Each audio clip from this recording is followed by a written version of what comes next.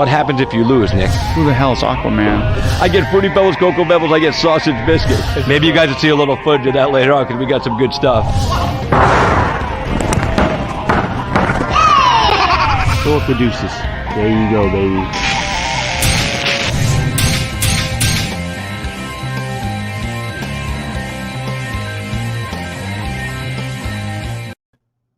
Hey, good evening, boys and girls. What's up? Good to see everybody, man. Or actually, good to be seen by everybody because I can't see all of you. But I'm glad you guys are jumping in with me tonight, man. Welcome to Cage Talk with Christopher James. It's Tuesday night.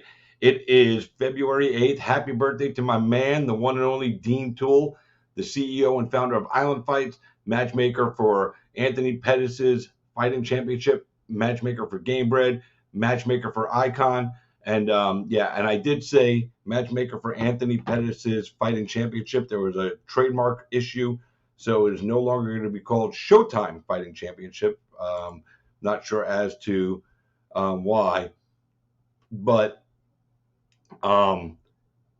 either way, it's still going to be the same great show. It takes place this Friday night in South Florida, or here in Lakeland. I'm sorry, I get all confused sometimes.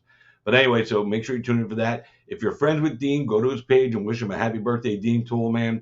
Like I put on my post earlier, 37 shows with you. I've laughed a lot. We've worked a lot. I've learned a lot. And for those moments, I will always, always truly be grateful. I can't wait to do some more with you. It's truly going to be awesome to continue this journey. And that's it on that. We got a great show for you guys tonight. Real quick, I'm just sharing this out to a bunch of groups right now so we can get, the viewers up and make sure everybody tunes in because they're not going to want to miss this. Remember, we're going deep with three guys from Bare Knuckle Fighting Championship and a fella from the UFC. It's going to be an awesome show. We've got Elvin Brito sitting in the green room right now. We're getting ready. He is the champion, the 165-pound champion at BKFC. It's been a long trip coming for him, and he's putting in a lot of work. We're going to talk about his journey to championship gold. For you guys that are tuning in on some of the groups, if I shared into your group twice, my apologies. Sometimes I get lost when I share this stuff, but it is what it is, man. It's okay. Don't get offended. Don't get upset. It's just sometimes when you're doing this while you're trying to do the show, sometimes things get a little sketchy, I guess would be the best way to say it. So, but I'm excited for tonight's show. We got Knuckle Mania coming up. We had a good show last week. So that was awesome. There we go. One. Hold on, guys. Let me just finish this up here real quick so I can make sure I don't, flood some groups too many times because, sometimes people get upset. Oh my God, you're spamming my room. Stop it. I'm not spamming your room. I'm just trying to give you guys good content and access to some of the best fighters on the planet from BKFC, UFC, Bellator, wherever I can get guys to come on. So right now, as I said, my first guest is in the green room. I've announced fights for him. I've been a ring announcer from at Combat Night. I've been a ring announcer from at Island Fights. I've truly watched this guy transform himself because he was doing good in MMA. He transitioned over to BKFC. I didn't know what I was going to see him turn into. Because his BKFC career at a different weight class didn't go too well. But he's undefeated now at 165. He's completely reinvented himself, and he is the number one training destination for other BKFC fighters. They all go down there to hang out with this guy in Puerto Rico. He is joining us on the show right now. He is the reigning, defending, undisputed BKFC and Police Gazette 165-pound champion of the world. Ladies and gentlemen, it is our honor to welcome to Cage Side for Christopher James, the one, the only, El Bendito, Elvin Leon Brito. Yeah, my man. What's up? Yeah, it's been a while. Let me just say this on the air first. How you doing, champ? I've been wanting to say that to you for fucking long. So now I can say it, and it's real. I'm so proud of you, brother. I'm so proud of you because I watched you. I watched you for a long time in MMA, and I've watched you now in BKFC. And I made a fair and honest statement. When you started with BKFC, it didn't go your way, and now look at you, dude. You changed weight classes, you put your heart and soul into this, and you got those two shiny pieces of hardware hanging over your shoulders, and I know how proud you are. Yeah. Just work hard for it, man. And before we go into your fight to win the belt, just tell us, when you started at BKFC, and you didn't do too well in the beginning. Did you ever envision yourself becoming this champion that you are today? Because you're undefeated at 165. And me personally, if I had started out the way you did, I would probably have some real self-doubt. And that's just me, but I don't think you did. Did you? No, I didn't. I didn't. I've always been a fighter with a lot of potential ever since I was an amateur. And I recognize somewhere in my career, I recognize my potential. And when I did this bare knuckle, I got the knockout of the night on my first fight, and then I was knocked out of the night second fight, and then I lost the decision to Palomino. But even though I lost that decision, I was like, this is easy for me, and I'm looking around, and you've been there before. This is hard.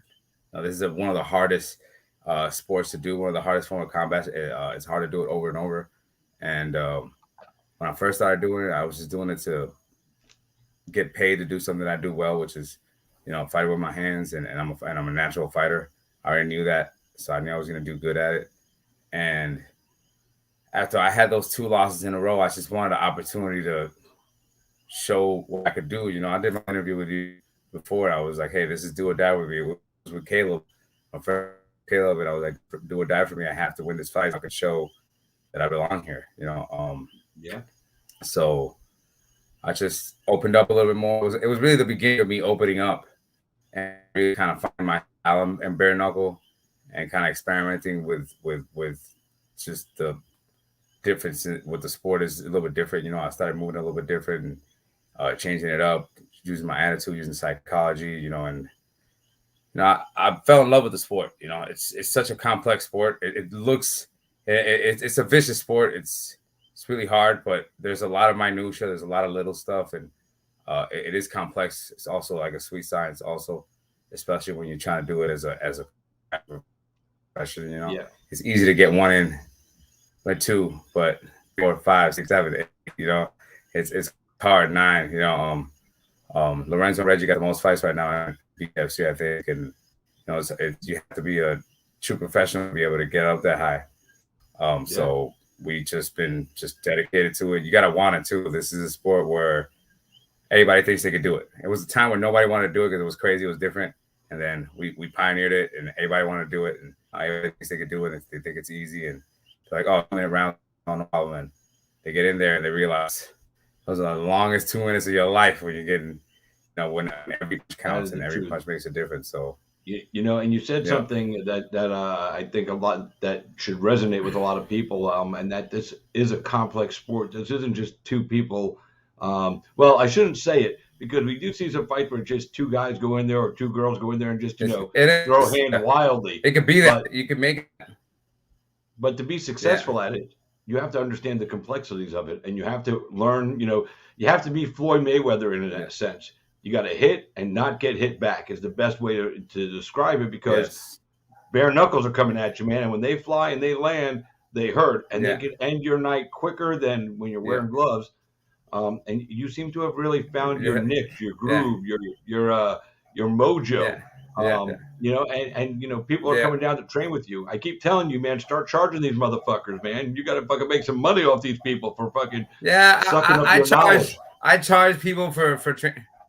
Yeah, I charge them for training camps and stuff, but a lot of people come out here and they help me being out here. So we kind of help each other out, and we kind of form our own little community that we're building ourselves up, and it's kind of cool. But we all help each other out. Sometimes it's money, but sometimes it's favors, and sometimes I get it. Coming over here to push. But Jungle we had Fight the camp going, it was Jungle Fight Camp, Jungle Champ Camp. Once we get the camp built, the Jungle Camp built, because we are building it, then we're gonna, it's gonna be a formal business, and we're gonna charge people and everything, and obviously we're gonna have different packages for different people. But we're still gonna have the same spirit. We love fighting. Yeah, this could become what lion fight, like going over people to go over to Thailand for Muay Thai and they go over to, Yeah, exactly. train over there. I see Yep. this as being your version of that same kind of jungle style camp, outdoors, really Yeah. living in the elements, but Anybody else has specifically that. geared to BKFC. Yeah. MMA Or guys got bare that. knuckle Boxing fighting, guys got I should say. that. MMA guys got that.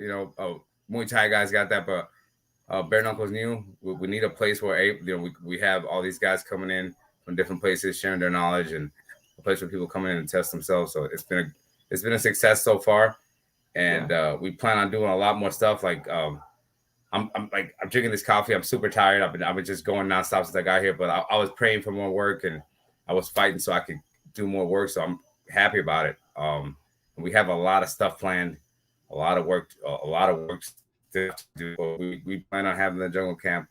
We plan on having a place for guys to come train with us, and we still plan on keeping the same spirit we've been keeping. But obviously, we got to have a business. We got to hope. We have to pay the bills and everything, but we're gonna keep the same spirit that makes us champions, and we're gonna keep making champions. It's Lorenzo, me, Brit's coming up, and it's all up to her to keep the gold rush going. So it's gonna be an awesome year for us. Yeah, I can't wait to see what else comes out of that camp. But Yeah. You got home. You're in Puerto Rico. You live out. You live out in the boonies. In Puerto Rico. You're not like living in downtown San Juan where it's in the city. So you live out in the country. You have your goats out there and everything. And you have to be the biggest star in your community. How many times do you go out now without your belts on? Do you take them everywhere you go and just let the people know that even from this small area you can become something huge in the world? Because I think that's what it means. Well, I did an interview with this guy Chente over here, and I didn't even know who he was. So I don't really pay attention too much to the media, but apparently he was huge. He's huge. He got like 1 million followers. He's like the second biggest podcast in the Caribbean, and the people that didn't see the fight, and I was surprised the amount of people that saw the fight. The people that didn't see the fight, they saw the interview, and a lot of the kids saw the interview. And I have all my medals in my car. Like I don't have like a trophy case. I don't have like a trophy case or like a shrine or anything of all my stuff and my victories.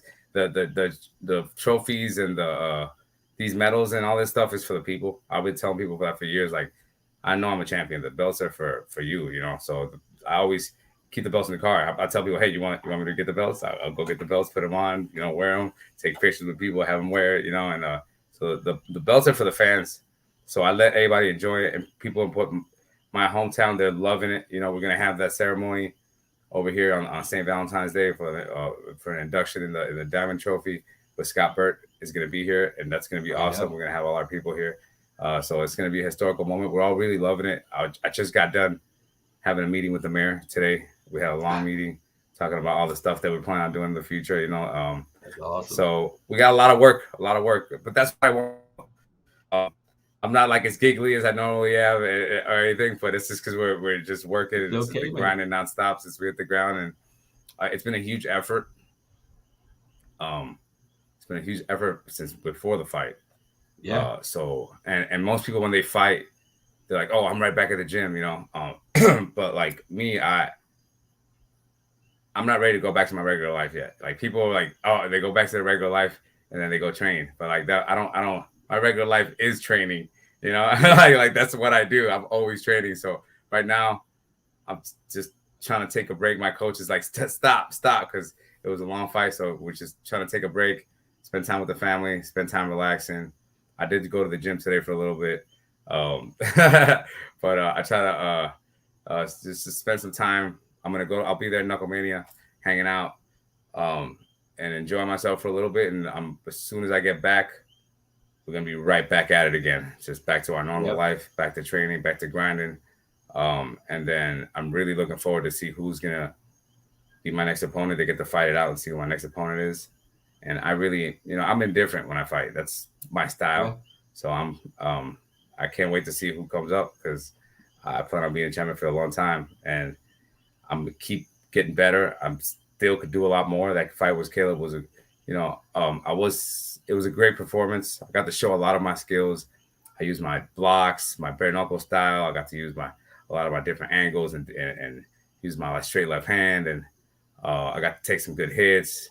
And Caleb was ready for a title fight, so it was fight of the night. It was awesome. So I'm looking forward to what's next. I know I can do more. So I'm ready. I'm ready for more. I'm ready to go already. So I'm really excited. I'm hungry. I'm not like, oh, I'm full. I'm the champ. Oh, I feel great. Like I'm ready to do more. I'm ready to train. I'm ready to fight already. Like I can't heal fast enough to go to Knuckle Mania. If I could fight Knuckle Mania, if they needed me, I would jump in real quick. Like let's go. But like let's go. I can't because I gotta let these stitches heal. You might be at 175 though.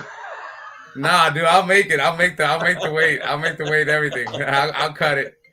I can do like 10 pounds in a day. I'll make but I just can't because of the cuts. Yeah, I know. I watched your fight. I was at Island Fights that night, ring announcing for Dean, and again, it's Dean's birthday today, so I'm going to mention them all during the show. But he got me in BKFC. Dean got you there, I know. But what was I going to say? So I watched the fight. I caught the end of the first round because our event had just finished. I went to the locker room. I put on my phone. I'm like, oh, I got to watch the fight. I was hoping I was watching. So I caught the second half of the first round. It was a good round.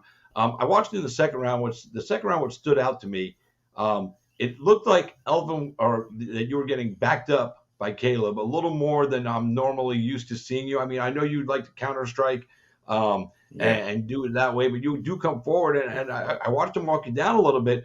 I was kind of shocked.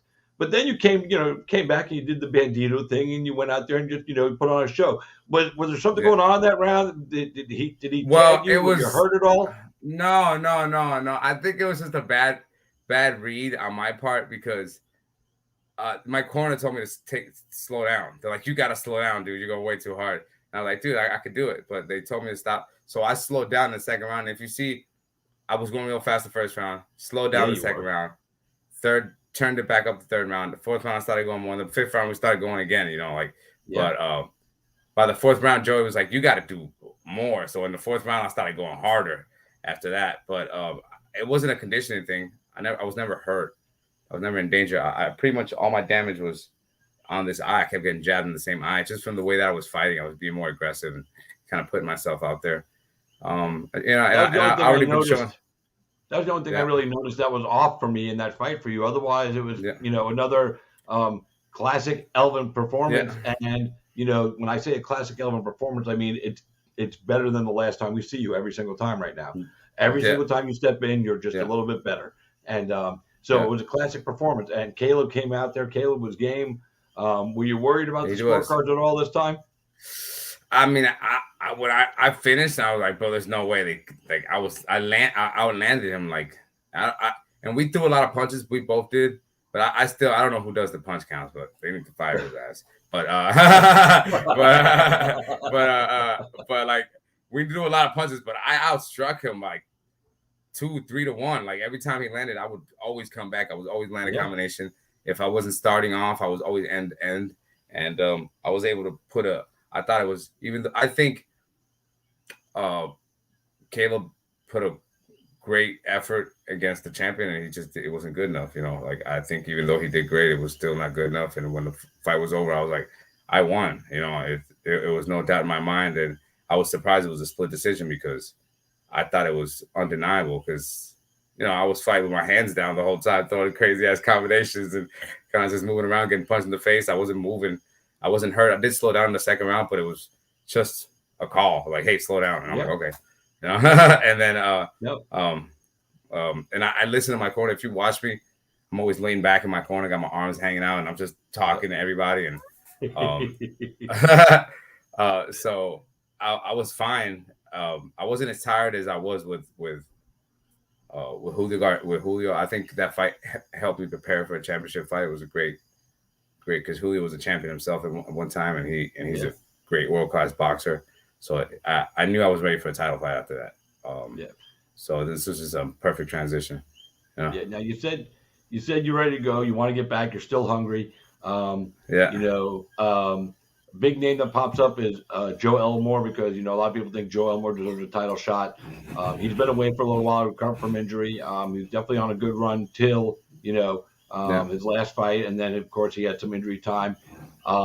There's another name that pops up, and while his record again isn't stellar, it's a name that I've talked about with other people that follow the sport, and they would love to see you take on Tom Schoaf in a title fight. I would like to see that fight. You and Tom Schoaf would be a banging war because Tom Schoaf comes in for work. Tom Schoaf's a guy. Yeah, Tom's a killer. Yeah, I know him from back in the day.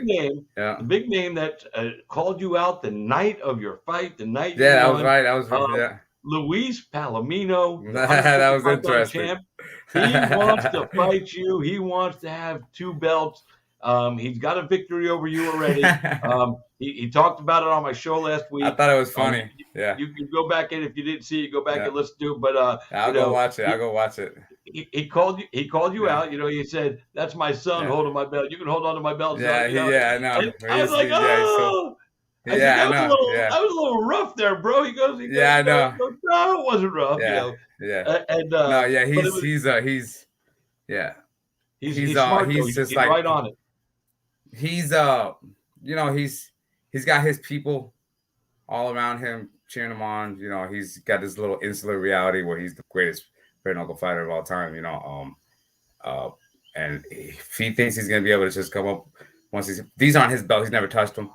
And I might let him touch it when I go to Knuckle Mania. Might be that's gonna be the closest he's ever gonna get to owning these, because I'm not the same fighter that I was. I know he's not the same fighter that he was when I fought him. He's a lot better, but and he's undefeated. I'm 5-2. I'm 5-2 for a reason, and the best fighter he's ever fought was me. I mean, he struggled with a 135-pound terrorist. I mean, he's a badass terrorist, but he's a 35er. Yeah. Dak Quinn gave Luis a fight. Yeah. Yes. But he's a badass dude. Yes, he is awesome. But he's a 135er. He struggled. I mean, the last time he had that face was when he fought with me. It was more like a sparring match.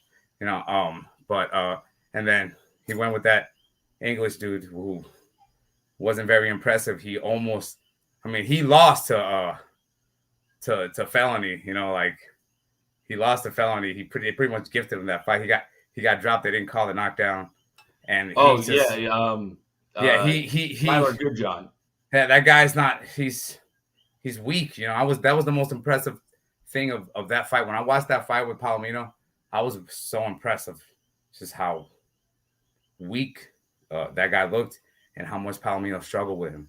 I was like, man, he's struggling with these weak dudes and with these 135ers. He hasn't stood in front of me in like 3 years. Next time he stands in front of me, he's gonna realize that I've grown into I'm a true 165er. I was bigger than Caleb. Caleb's taller than me, but I was bigger than him. Yeah. And I'm a true 165er. And next to me, he's little. He's a little 155er. And when he fights me, how does that fight sound to you? That sounds fun. I just thought it was kind of disrespectful that he was the only one talking shit after the fight, and I literally didn't even get a chance. When I got to the back, he was already talking shit, talking about my son and all this stuff. And I'm like, bro, I'm cool with Palomino, but I don't like that shit, and especially the hypocrisy, because they're talking about respect and all this stuff. They're slapping people, punching people, coming in the ring, trying to take their shine, and then they don't. I worked. I'm 5-2. I had to fight 4 fights in a row to get this belt. Yep. I'm 5-0 at 165. Like, I had to earn this shit. Like, I had to fight like legit contenders for this shit. I've been fighting nothing but the guys that hungry, trying to knock people out. Everybody knows how hard I hit that works with me. And the guys that I've been fighting some awesome fighters, getting better and better. True 165ers that actually fucking hit hard and work hard. Do. And the next person that fights me, it don't matter who it is. It don't matter if it's Palomino. It don't matter who the hell it comes. They gonna be hurt when I'm done with them. That's just is what it is. I'm the champ. I'm gonna be a champ for a long time. You're the champ. Are you in favor of that being your next fight, Palomino, or do you think a guy like Elmore should get a shot first? Palomino got to fight. I'm not really interested in fighting anybody in particular. I really would like everybody to fight it out and see who gets to fight me next, and then I knock that person down, and then let them fight it out. Let's see who fights me next, and I'll knock them down, and we'll just repeat the cycle till my contract's up, and then we'll talk afterwards. I like how you've got the vision out in front of you already. I'm going to beat this guy. None of these guys are all going to fight again to fight me. I'm going to beat that guy. Then I get a new contract. Here comes the fucking money. And then you can start, Let's do some start shit. negotiating. All right, yeah. I want to work. I want to work. I like working. Maybe you hold off on Palomino. You get 2 more fights in, get you 2 more wins, and then we'll see what Palomino does. We'll see how that money talks. I like your plan. Yeah. Let Palomino go do his thing. You get a couple more fights against guys that are in your division all the time. Beat them up, like you said. Negotiate a new contract for bigger money, and then maybe 1 more fight after that, and then so like 4 fights from now, you and Palomino fight. That'd be great. It'd be a great build up. It'd be fun. Yeah, we could do Knucklemania next year. Knucklemania 3. Yeah. We could be doing all right, promos David like Feldman, WWE. we just did your job for you. It's going to be Luis Palomino versus Elvin Brito at the headline of Knucklemania 3. Knucklemania 3. I'll see you at Knucklemania 3. Oh, yeah, brother. Oh, yeah, baby. Be awesome, dude. What was the first thing you thought after you won your fight the other night? And, they put the belts on you. When the first time you were alone after the fight, what was going through your head? I mean, when none of your teammates were around, no Scott just by myself in the room, just by yourself. Yeah. I was happy, thankful. And the fight got to go my way this time. I got to get the belt, and I get a chance to do all the work that I've been dreaming about doing, and they can't take this away from me. I'm not I don't care about the history or anything, but like we're the world champion, first welterweight champion ever, and I knew my people were loving it, and it was just a great win for all of us. So I'm just thankful for that. Thankful I got that win, and I get to fight more. So, and I want to fight, and I'm ready to go already. So let's go. I'm ready to let these guys fight it out, and hopefully I get an opponent soon. So I already have a face, and it's easier to focus on. It's hard to like really go hard unless I have an opponent already in front of me. Even if it's a tentative fight, I need that face, so I know it's a done deal. So hopefully we get that soon, and we'll be ready to go. Yeah, some signed paper, so all right. Yeah. I got a target. Hey, running up La Pica is hard running up that damn mountain, bro. Like running up for no damn reason. I'm like, I ain't running up this damn thing for no damn reason. Like, I need a fight. It sucks. Yeah, man. It sucks. I don't like walking up the stairs. Forget running up a fucking mountain, man. That's fucking nuts. Fuck dude. That. It sucks. That's crazy. I'm not doing that shit unless I absolutely have to. Every time they see me coming up that thing, they're like, oh, you got a fight coming up, huh? I'm like, yo, it's go time. Goat over your shoulders, running up a mountain. They see. Yeah. So the goat, your goat's pretty big now. I hear that you're. I can't carry that a lot. I can't carry him, so we just headbutt.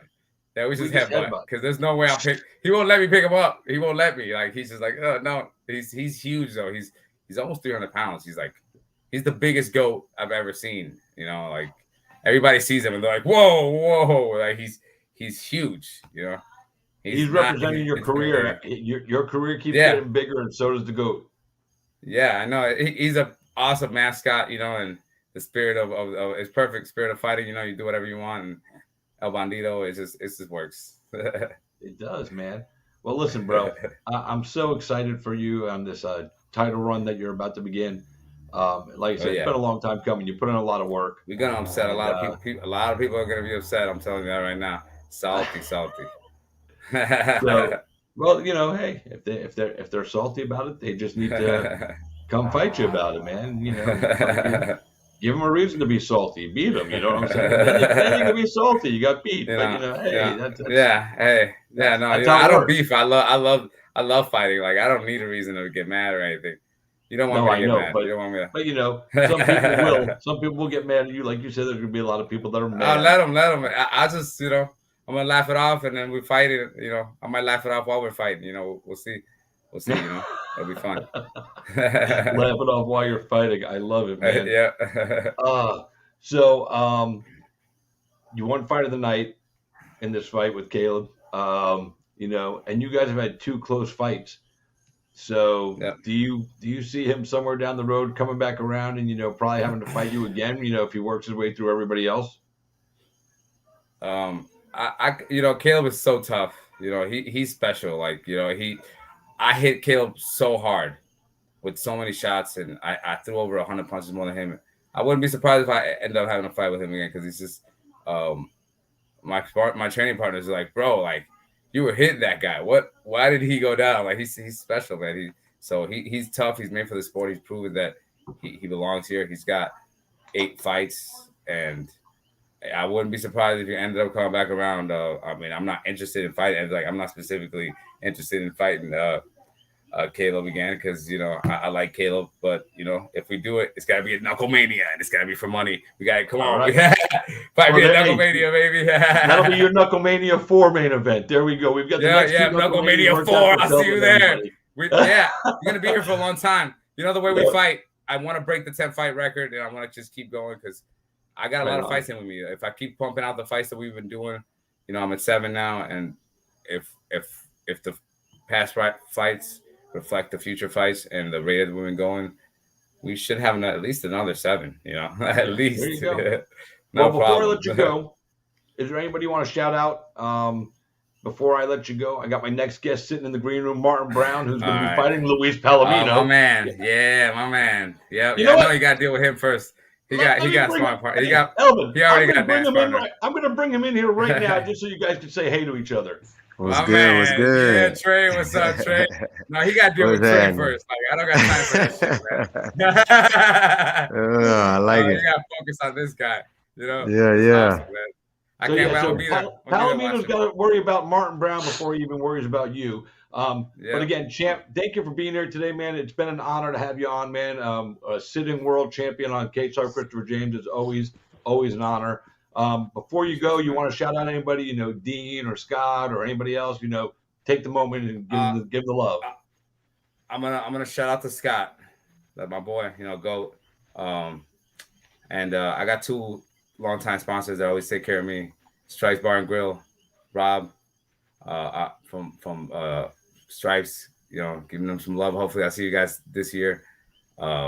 Scallywag Tactical, they always take care of me also. And all my people in Puerto Rico, and just I got so many people. My wife, she really helped me out. This fight was awesome. She made the shorts. So just BKFC, David Feldman for making all this happen for me and Caleb. And thanks, thanks guys. I got so many people. I'm not gonna be here all day. Elvin, one more thing before I do let you go, because I was just sitting there thinking. Martin Brown is fighting against Luis Palomino at Knuckle Mania for the 155-pound title. You have fought with Palomino. What would be a piece of advice you would give to Mr. Martin Brown when you go in there against the baboon? I fought with Palomino, but I sparred with Trey. Me and Trey are sparring partners too. So I was just putting them against each other. Just him being himself. I would just do your thing, That's really what I would do. Just you got to be better than him. You don't have time to measure people in bare knuckle. It's either you're better or you're not. That's it. No. There's no in between and shit. Like it's just let's go, baby. And so pretty much just be you. That's it. Yeah, I can dig it. You don't know who you are. He don't know. I know who you are. I already know who you are, Trey. You don't know who you are, bro. You don't know who you are, dog. You gonna fuck around and find out. Yo. All right, well, hang on, Martin. Again, Elvin, thank you so much for being here tonight, man. God bless you and the family, man. Again, I'm so proud of you, man. You worked so hard. You definitely deserve to fight for those titles and to be the first BKFC 165-pound welterweight champion. Congratulations to you for making history, brother. I appreciate it, man. Thanks, brother. I'm gonna go get some sleep. See you All guys. Right, go night, man. Rest up. Be good, champ. All right, man. That was the champ, Elvin Brito. Guys, you're watching K-Star Christopher James. We're on a run tonight, man. We're talking with a few folks from BKFC. Matter of fact, I should probably put the banner up, even though we already talked to Elvin Brito. Now it's on the bottom of the screen. My next guest is sitting here right now. He's looking all fine and ready to roll. He looks happy. He looks healthy. Like a bum today. And he looks like a guy that is calm and focused for a title fight. We're talking with the man himself, Martin Smash Brown. What's up, baby? What's good? I like that. Let it Hey, rip, baby. man. So You ain't had a little thing that you press the button and everybody scream in the background. yeah, I know what you're talking about, man. I'm a DJ. I got that on one of my fucking consoles at work, man. Fucking the crowd. I got the hand clapping, all that good shit. Yeah, you gotta You know what? make me feel special.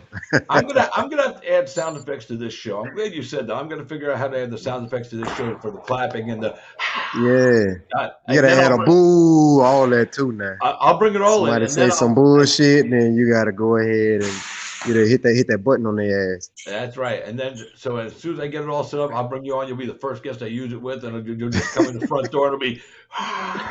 There we I might go. even program to say, "Let's go Brown, There we go. or let's go Smash, or something like that." Yeah. Yeah. What can Brown do to you? Well, there's a lot he can do to you, man, if you're standing across a ring or a cage from him. So first of all, before we jump into your upcoming bout with Luis Palomino, the reigning champ, I know, I've watched you fight at BKFC now, and seen you, do your thing. How happy are you? Because you did the MMA thing. How happy are you just focusing on doing bare knuckle, man? It's easier because I only have the head coach that we had was Jahai Wingfield, so he was always the boxing coach. So now I don't have to have the wrestling coach, the kickboxing coach, the jiu-jitsu coach. I just stick with my boxing coach. So it's way easier. I mean, I still catch my rolls and stuff, but I just don't worry about perfecting it. It's recreational now. Recreational BJJ. You know what, man? Yeah. You might be the first guy that's ever said that to me. That's a professional fighter. And go, hey, now it's just like it's like playtime because you don't feel the pressure of having. You're not trying to get better. You're just trying to play with what you got. Right. I mean, I own the gym, so I don't want to be rusty, so I catch a roll here and there, but I just don't try. When you got fights, you're always trying to perfect techniques. You're always trying to get better. But now it's like, oh, you just tapped me. Good for you, cool. Kiddo. Let's go on to the next one. All right. Right. Can't hit me. You want to throw hands with the motherfucker? Well, now. I don't get nobody freebies then. No, none of that. You got to earn that. Even the kids, I don't get them freebies. Smash love the kids. Yeah, Smash love the kids now. I love the kids. They hey, you know what's crazy is it's they better. It's, to me at least, it seems like they better than we are, man. They don't have like the grime and the grit, but like all of the mistakes that we made, man, they don't do that. I mean, they learn from our mistakes. Well, some of them do. I mean, the ones in the sport, at least the ones I come up with, like I look at some of the stuff they doing right now for fun.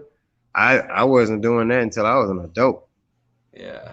Some of these kids today, though, are soft, man. It's a soft culture, man. They get too sensitive over some silly things. You know what I'm saying?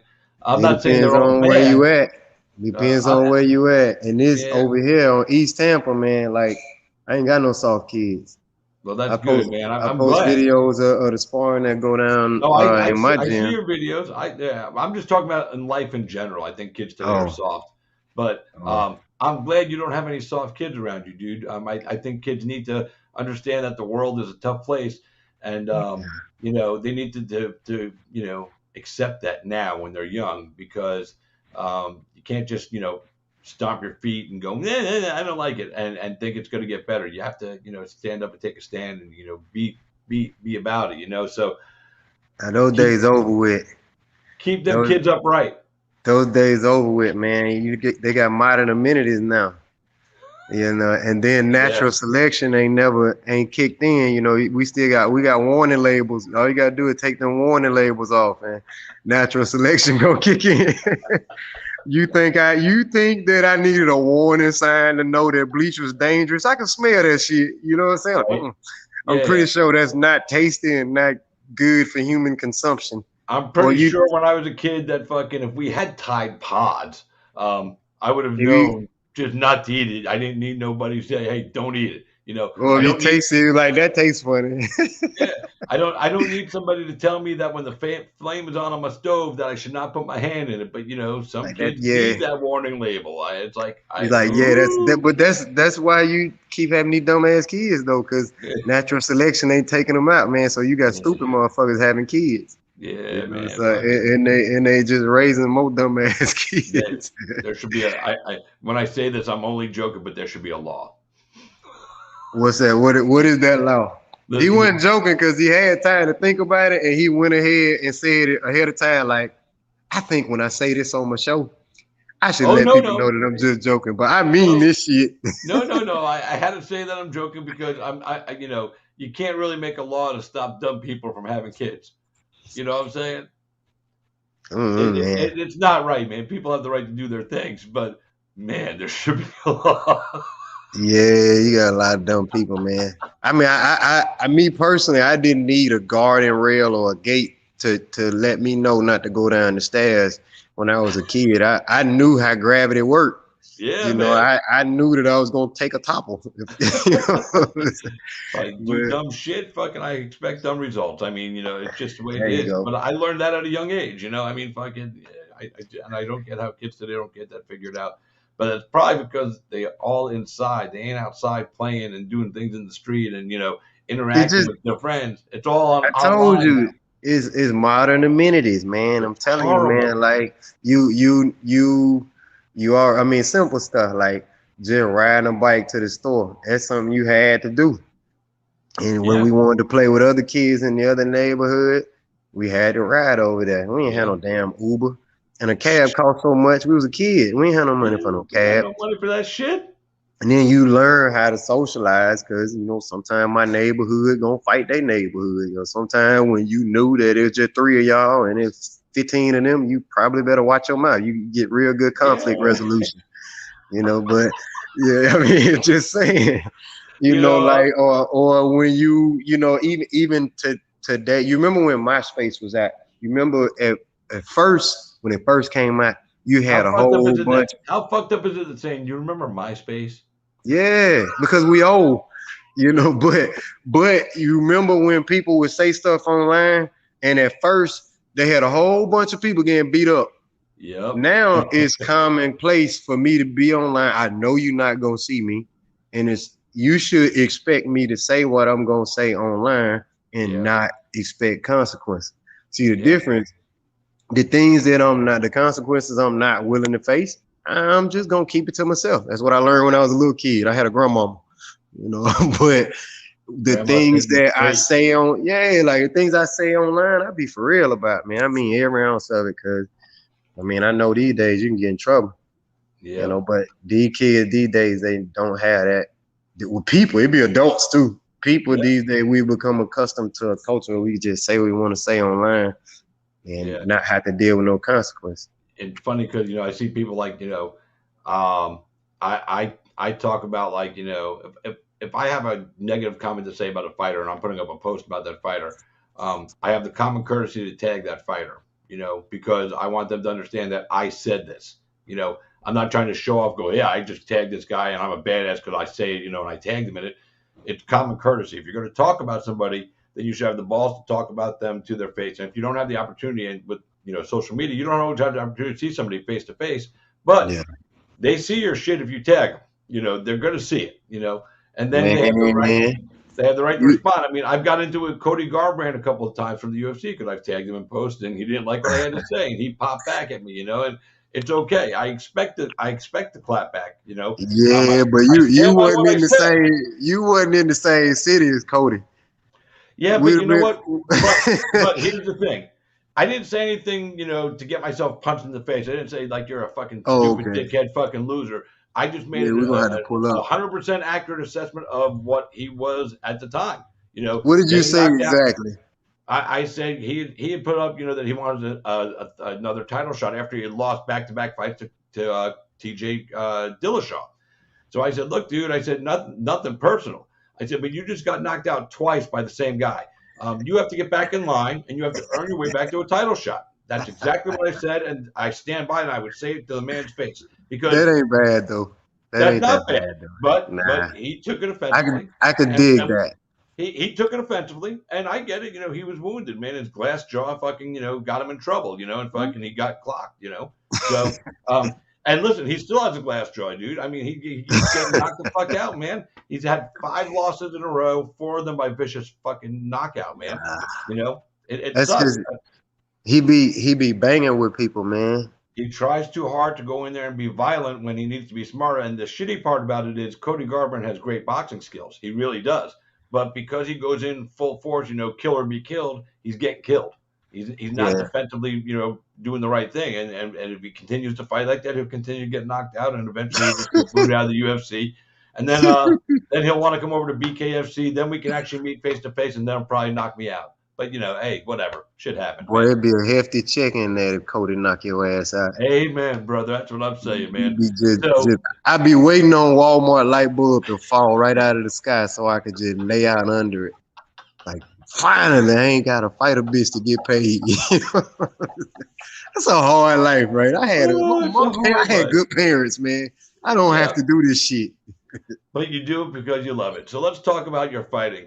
You have a big fight coming up, your biggest opportunity to date with BKFC. You are fighting for the 155-pound championship against reigning defending champion Luis Baboon Palomino. He's undefeated at BKFC. He's doing things that he's supposed to do, winning fights. His last couple of fights, he didn't. I don't know if he fought to what he normally does. The guy that I remember watching when he first broke into BKFC, and then the guy I remember watching, when he was fighting over at World Series of Fighting, and with those 2 classic bouts against Justin Gaethje. Luis Baboon Palomino is a certified animal, but he seems to be fighting a different style right now. But he said on my show last week that we're going to see Luis the Baboon, make his return back, and he said he was fighting his last fight. He was ill, still recovering from, when he had COVID. And I'm not going to even doubt him on that because some people have long-term side effects from COVID. So we've seen it. So, but he still won his fight. But now he's taking on a completely different animal, a guy who's really at his weight class versus a guy that was at 135 coming up in Martin Brown. So tell us how we got here to this fight, and tell us your intentions for this fight with you and the champ.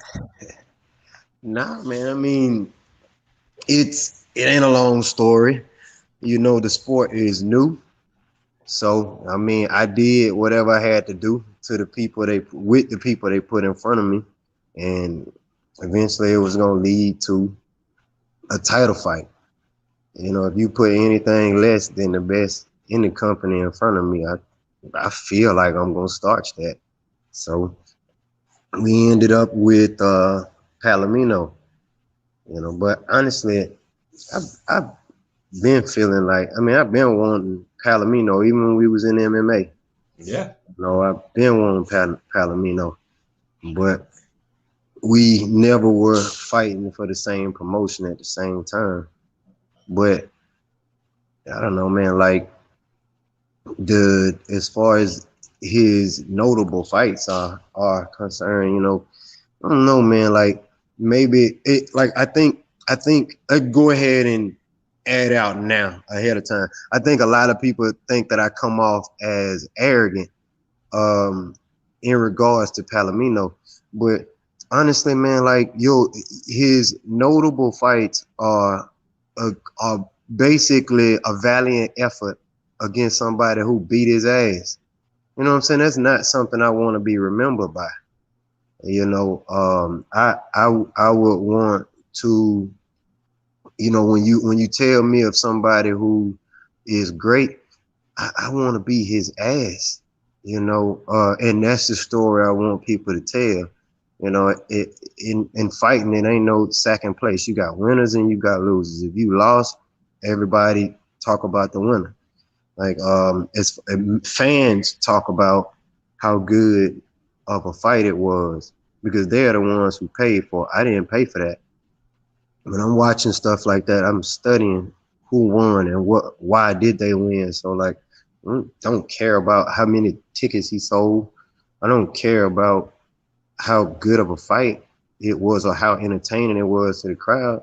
I be wanting to see how much skill he had, or how much his little body can take when he getting hit in his shit, and how much did he hit Gaethje back with, and what kind of fight did Gaethje bring? Was Gaethje, a skilled striker in there with him? Like those are things that I'm looking at, things that's relevant to fighters.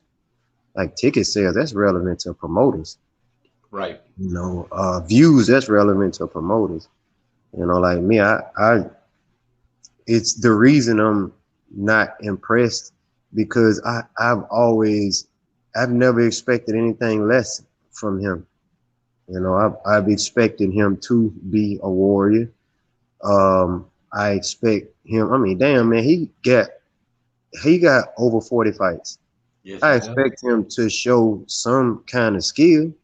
You know what I'm saying? So like, it's not that I belittle him. It's just like, man, if you ain't bringing that shit to the table by now, if I came here not expecting to deal with somebody who know how to deal with a jab, or deal with somebody who know how to put me on the outside, or deal with somebody who know how to close the gap, if I didn't approach this fight prepared to deal with somebody like that, you know what I'm saying? Then I don't deserve the spot.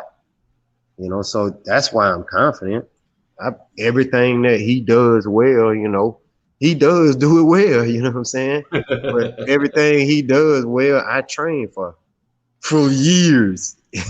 Yeah, this ain't your first rodeo. Yeah, I mean, and it ain't my first belt. Nope. Ain't my second one either. Ain't my third one. So it's just not shit I post about, because I don't know, man. I need to start, you know what I'm saying, but I don't do it for the gram.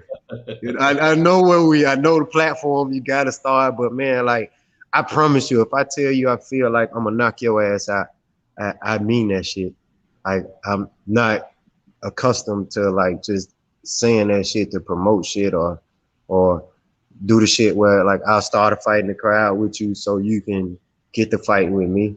Man, I don't think I'm an asshole, you know what I'm saying? When I be posting those videos, I mean, I post shit that even he ought to think funny. I think it's funny. Oh, I've seen some of your stuff too. Some of your stuff definitely funny. Yeah. You mentioned, not having to start a fight with you in the crowd to get a spotlight, to get a fight with you.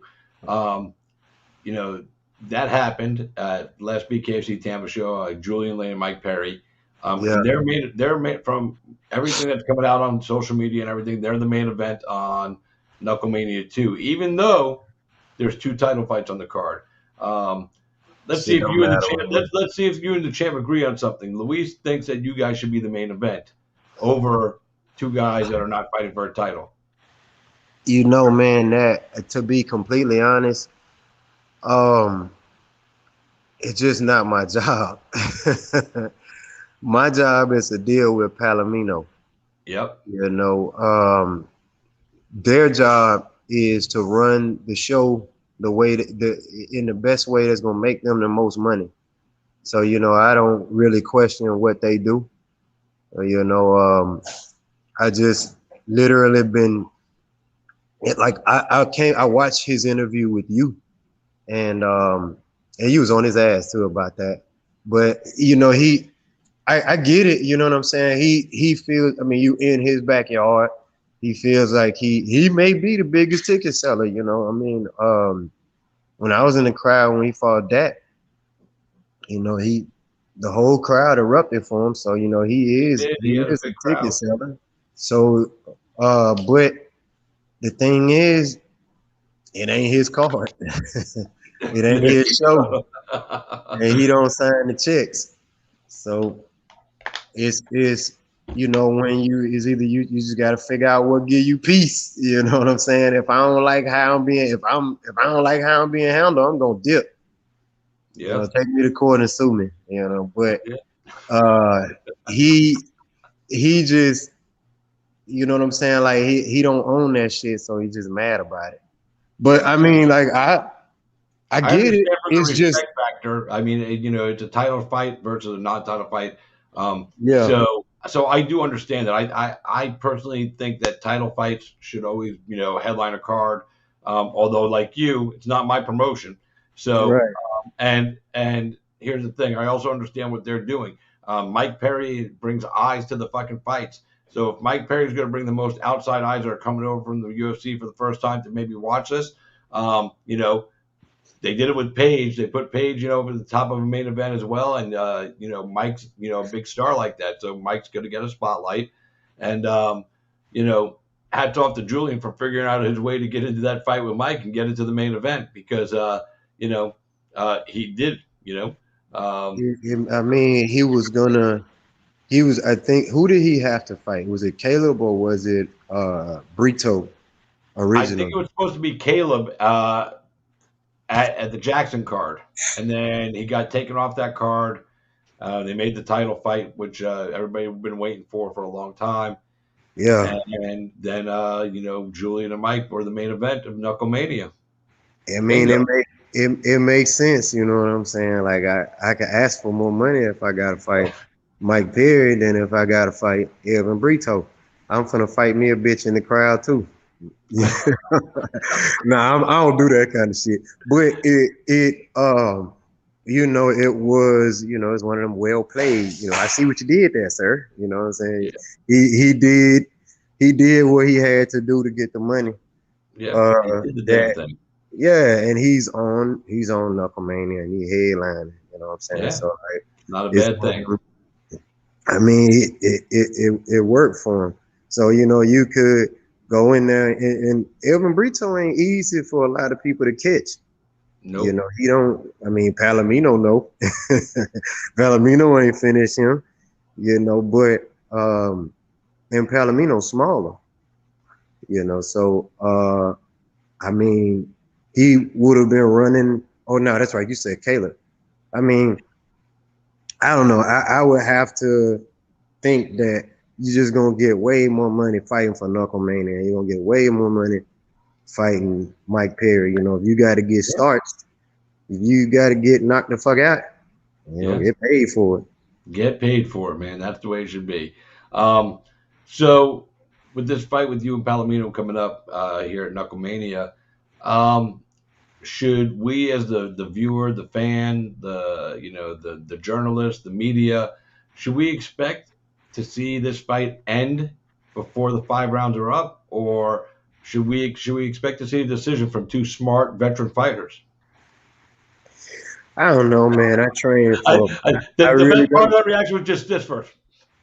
Yeah, I don't. I mean, here's the thing, man. Like that motherfucker know his way around the ring. So like, I know So do you. if he come over there and he try to fight me, man, we gonna be out of there real early, But he, he when he does when he when he does sense danger, he's skilled. You know what I'm saying? He will get on the outside, and he has shown himself to be pretty elusive.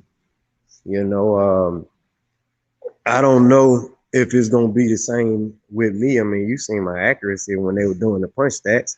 Yeah. I mean, shit, Jihad teach like that. You see Jared Warren's accuracy. Oh, Like we don't throw many punches, but I mean, shit, look at Dave. We don't throw that many punches in the gym, but we don't miss either. And when we do throw it, it be thunderous. And so I think I'm gonna bring a different fight to the table than he's ever dealt with. If he come on the inside, like I have seen him come on the inside and fight a little bit, but I've seen him fight a little bit with people who don't want to fight like that. Like I actually prefer getting into a shootout.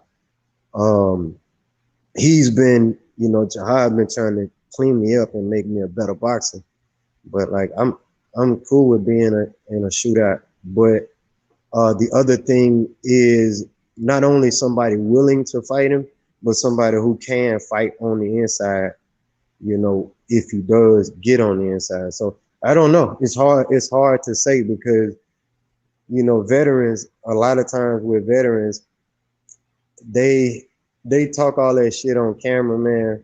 But like you don't make it to this level by being easy to hit, and you don't make it to this level by um, being somebody who they be like, I just want to go out in a blaze of glory. Well, you won't last that long. You know, like we're just like, no matter what anybody say at the highest level, you take what did Floyd Mayweather end his record at, like 51-0? Yeah. You ain't see him trade with nobody.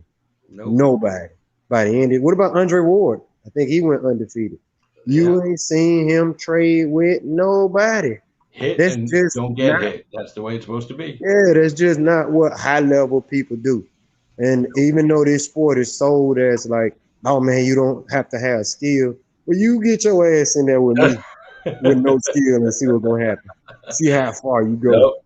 And me and Elvin talked about that, man. This sport, while some people think it's just anybody can do it, there's a lot of complexities that people don't get. But they're starting to learn because the fighters are starting to show a level of evolution already from when BKFC first started. So I can't wait to see you guys fight, man. I'm happy for you for getting this opportunity on a huge big stage, and even if it's the co-main event, dude, the eyes are already going to be on the screen. You know, the people that are tuning in to see Mike Perry are already going to be there, and they're going to get the privilege of meet Mr. Martin Smash Brown and Luis Palomino and all the other fighters on the card as well. So it's totally awesome, and we wish you the best of luck, man. Win or lose, you're always a welcome guest here on the show, and who knows, next time you come on, I could be calling you champ. So we're Hey, I just take gonna wait it, and man. see. They call me that anyway. They speaking into existence, man. All my homeboys, all my family. And you've been a champion in other organizations before, so it's not like uncalled for that I could call you champ. So yeah, I can call you champ. Yeah, There now you that I go. think about it. But And I ain't losing about either. hey, before that's true. And before I let you go, anybody you want to shout out? Gym sponsors, coaches, Jihad, fucking, he's a good dude, man. I love that guy, by the way. Yeah, man. Off the top of my head, normally I get on these interviews, I have my sponsor sheet right there in front of me, but like right now, I got Hyperion, and off the top of my head, and Midtown Chiropractic. That's how you see when I blew my knee, I just popped right back into a fight, like right back, because I got a pretty good rehab program going on with Dr. Reed. So check him out if you're in the Tampa Bay area. Who we got, Rick? Yeah. Got Native Boys. Oh man, how could I forget Native Boys? Who else? Rewind. Who else? Oh yeah, I got the fighter chef. I've been getting some work at Julian Williams Gym at Fusion, man. I really appreciate them guys, man. Those guys are good people over there. Fuck yeah. I know Phil Rowe loves you to death. I know you and Phil are boys. Fucking Phil That's wants my dog right there, man. He had a great win the other night. But anyway, thank you for taking the time tonight, man. I know it's getting close to fight time. You're concentrating on training, so I appreciate you taking a little time out of your schedule to chat with us again, being on the show with us. And hopefully next time we chat, like I said, hopefully where we go, talking to you in a whole different light of world. So we shall see. Be the best man wins. You know what? Pick it back up. You know what? So there we go. Who did we miss? Look, so he pulled the banner up. So we got Mobility RX, Level 3 Apparel. Stand by, Jim. Stand by. Yeah, stand by, Jim. We got Ashe and who else? Tax Squad. Tax Squad. Oh, and how could I forget about Boys Yacht? So yeah, I think that's it. All right, that's it. Man. Appreciate you for giving me the time to thank my sponsor. Man. Hey, listen. Good luck. God bless, man, and we'll talk again soon. I'll see you at the press conference. I believe I'll be down there. I won't be there for the fights, but how dare you? So fucking blasphemous. You won't make it to the fight. Listen, sometimes I gotta work, I gotta pay bills, I got a family to take care of, I got a grandson to put a college fund away for. You know what I'm saying? The look of pure disgust on my face. All right, big dog. You be easy, man. Be easy to you, man. See you soon. Boys and girls, that was Martin Smash Brown, man. Guy's always a trip, man. I love that guy. He's always smile, got a big infectious smile, always happy, and it's just work, man. It's just work going out there to get that check. Now, my next guy coming in, I see him in the green room. His hair looks phenomenal. Fucking, I'm digging the do. It's been a while since he's been on the show because at one point I think, he was done with BKFC. But you know what? I think somewhere in his brain he said, you know what? That's too much fun to not be there and make fucking good money for doing it. So we're going to ask him why, what's he doing back, man? Because we want to know, and we're happy Like when we say, why is he coming back? It's not because we're upset. It's because we're happy. Fucking, because he puts on the show, man. He goes out there and his name says it all. He is the bare knuckle beast. Welcome back to KHR Christopher James, the man himself, the one and only bare knuckle beast, Jim Alers. What's up, baby? What's up? What's up? First of all, the hair looks fucking awesome, bro.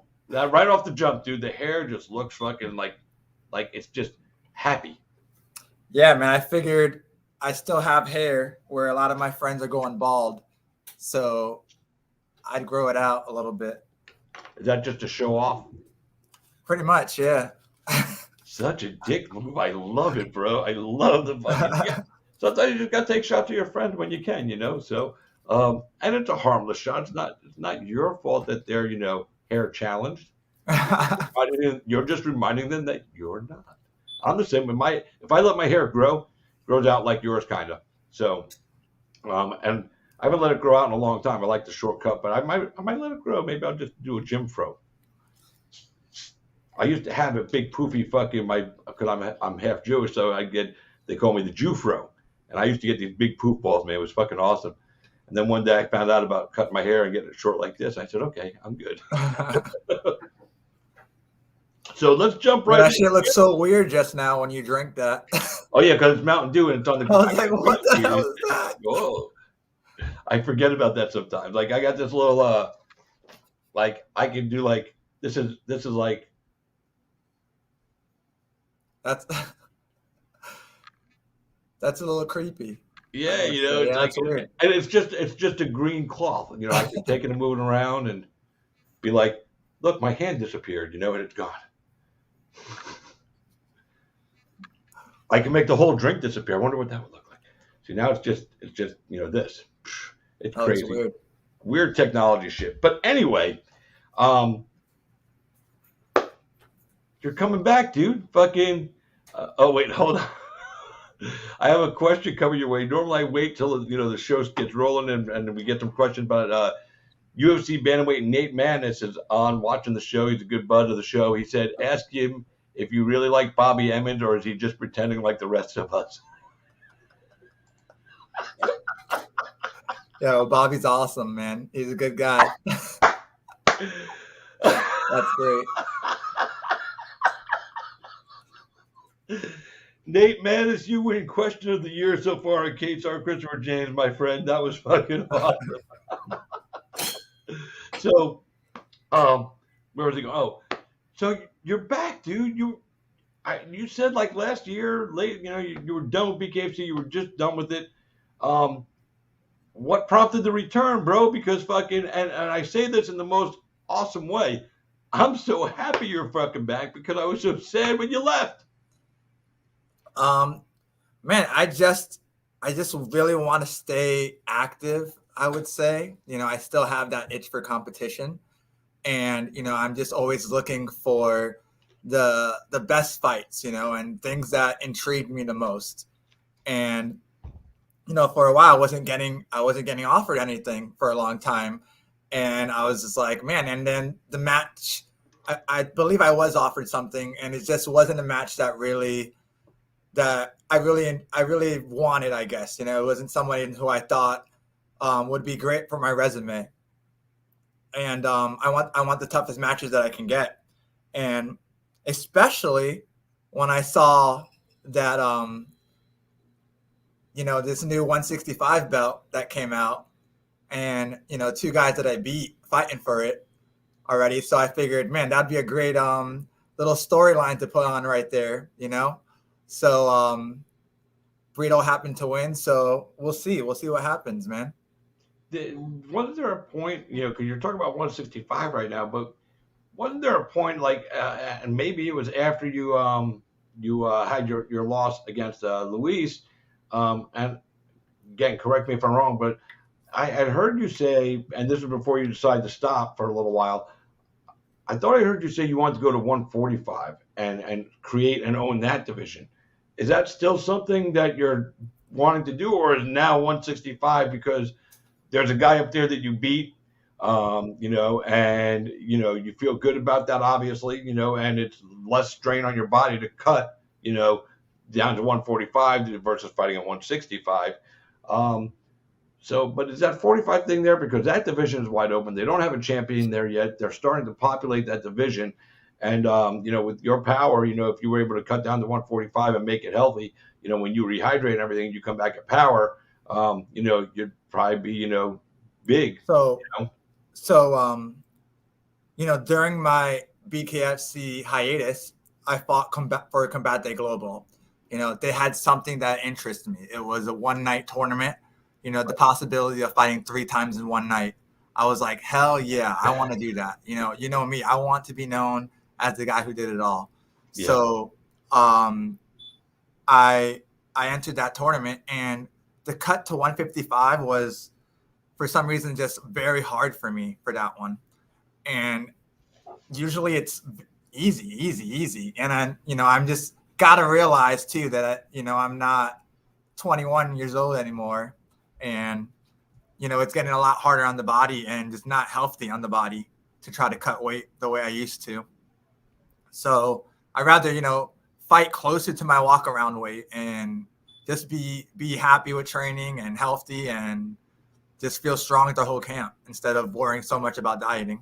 So the 145, not going to happen because I think for my health, I'd say.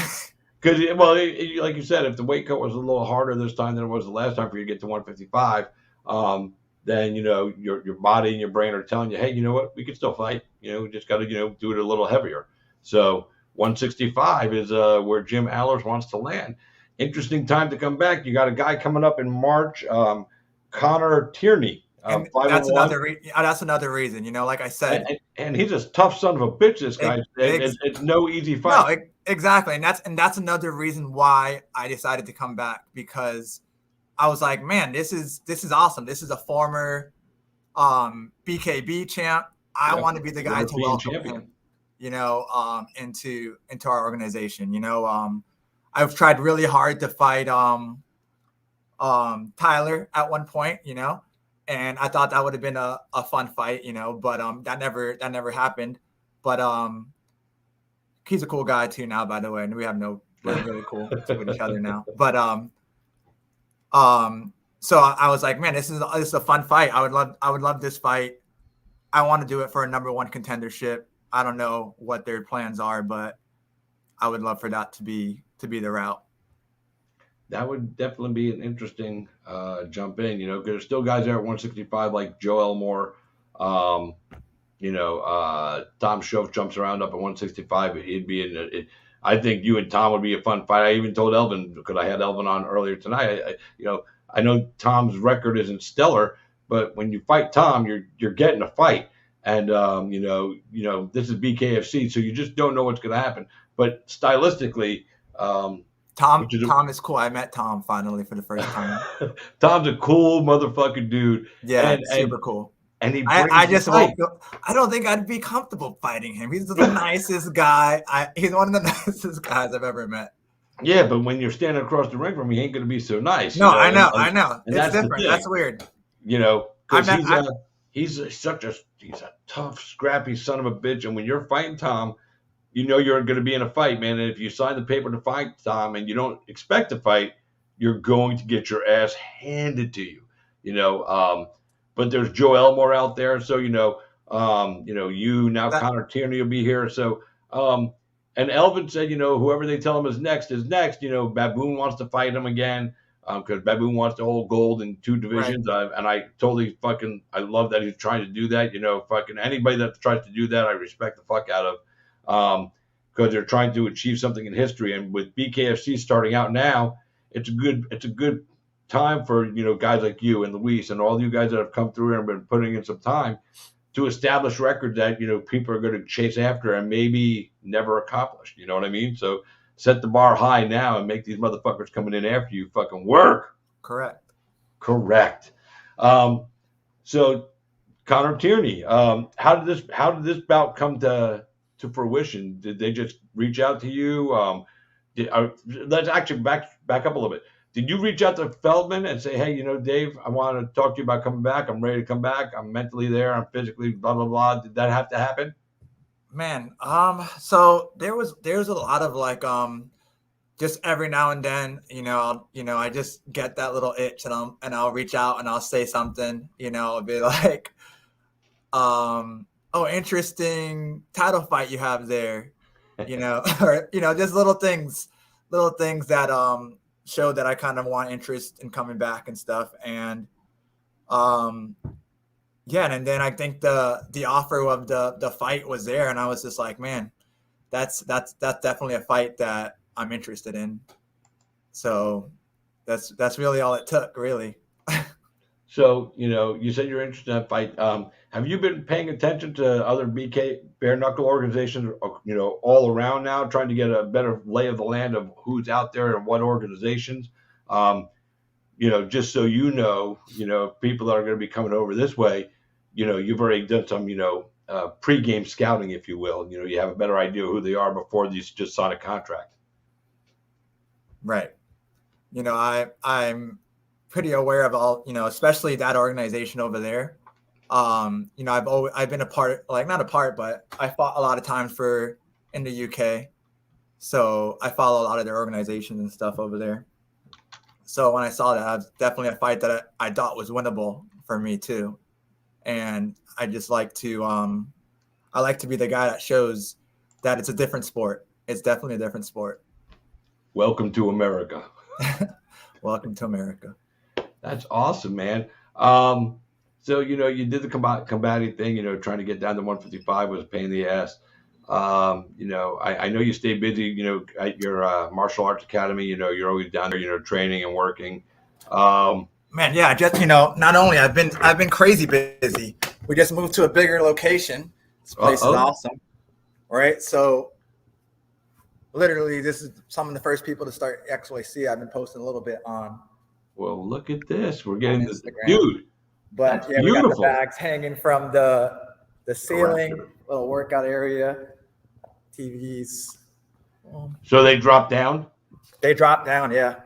Like manually, or like do you have like a button go bzzz? Yeah, so I have like a little machine that my father-in-law created that nice. That you like attach it to the chain. And so when I want to use it, let me see. I just like attach it to the chain and it just goes and does it automatically for me. That's dope, bro. Yeah, he's a pretty smart guy. Good to have a father-in-law that's, brainy like that to think something else to make. I love it, man. Your gym looks awesome. Yes, thank you, man. Wow. That's definitely a much bigger building than your last one. I got this sick painting one of my students made. Well, who's that guy? No. That guy's cool, right?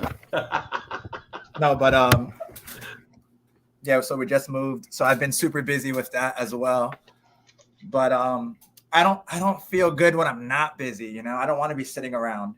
I like to push myself and train and work and spend time with the family, do whatever I can to keep moving.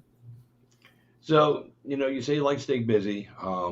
You're coming back to the fight game because the competitive guy in you is just still way on too much fire inside for you to not fight at this point. I've told my wife that I was going to retire at 35 forever since the beginning. I'm 35 right now. So I'm using a loophole that while I am 35, I can still fight. But what happens next year when you're 36, Jim? No, man, I think. Or are you 36 before this year's over? I'm gonna do a lot this year, man. I see myself fighting and winning the title this year. When are you gonna be 36? We'll see what happens. When are you gonna End of the year. End of the year. End of this year. October. Yeah. So let's see. It's February, March, April, May. June, yeah. Remember, I had fought 4 months, bro. I fought 4 bare knuckle fights on the beginning of all this in a matter of about 6 months. I know. 6 months to a year. So I can make it happen. If there's anybody who can do it, it's me. It's you.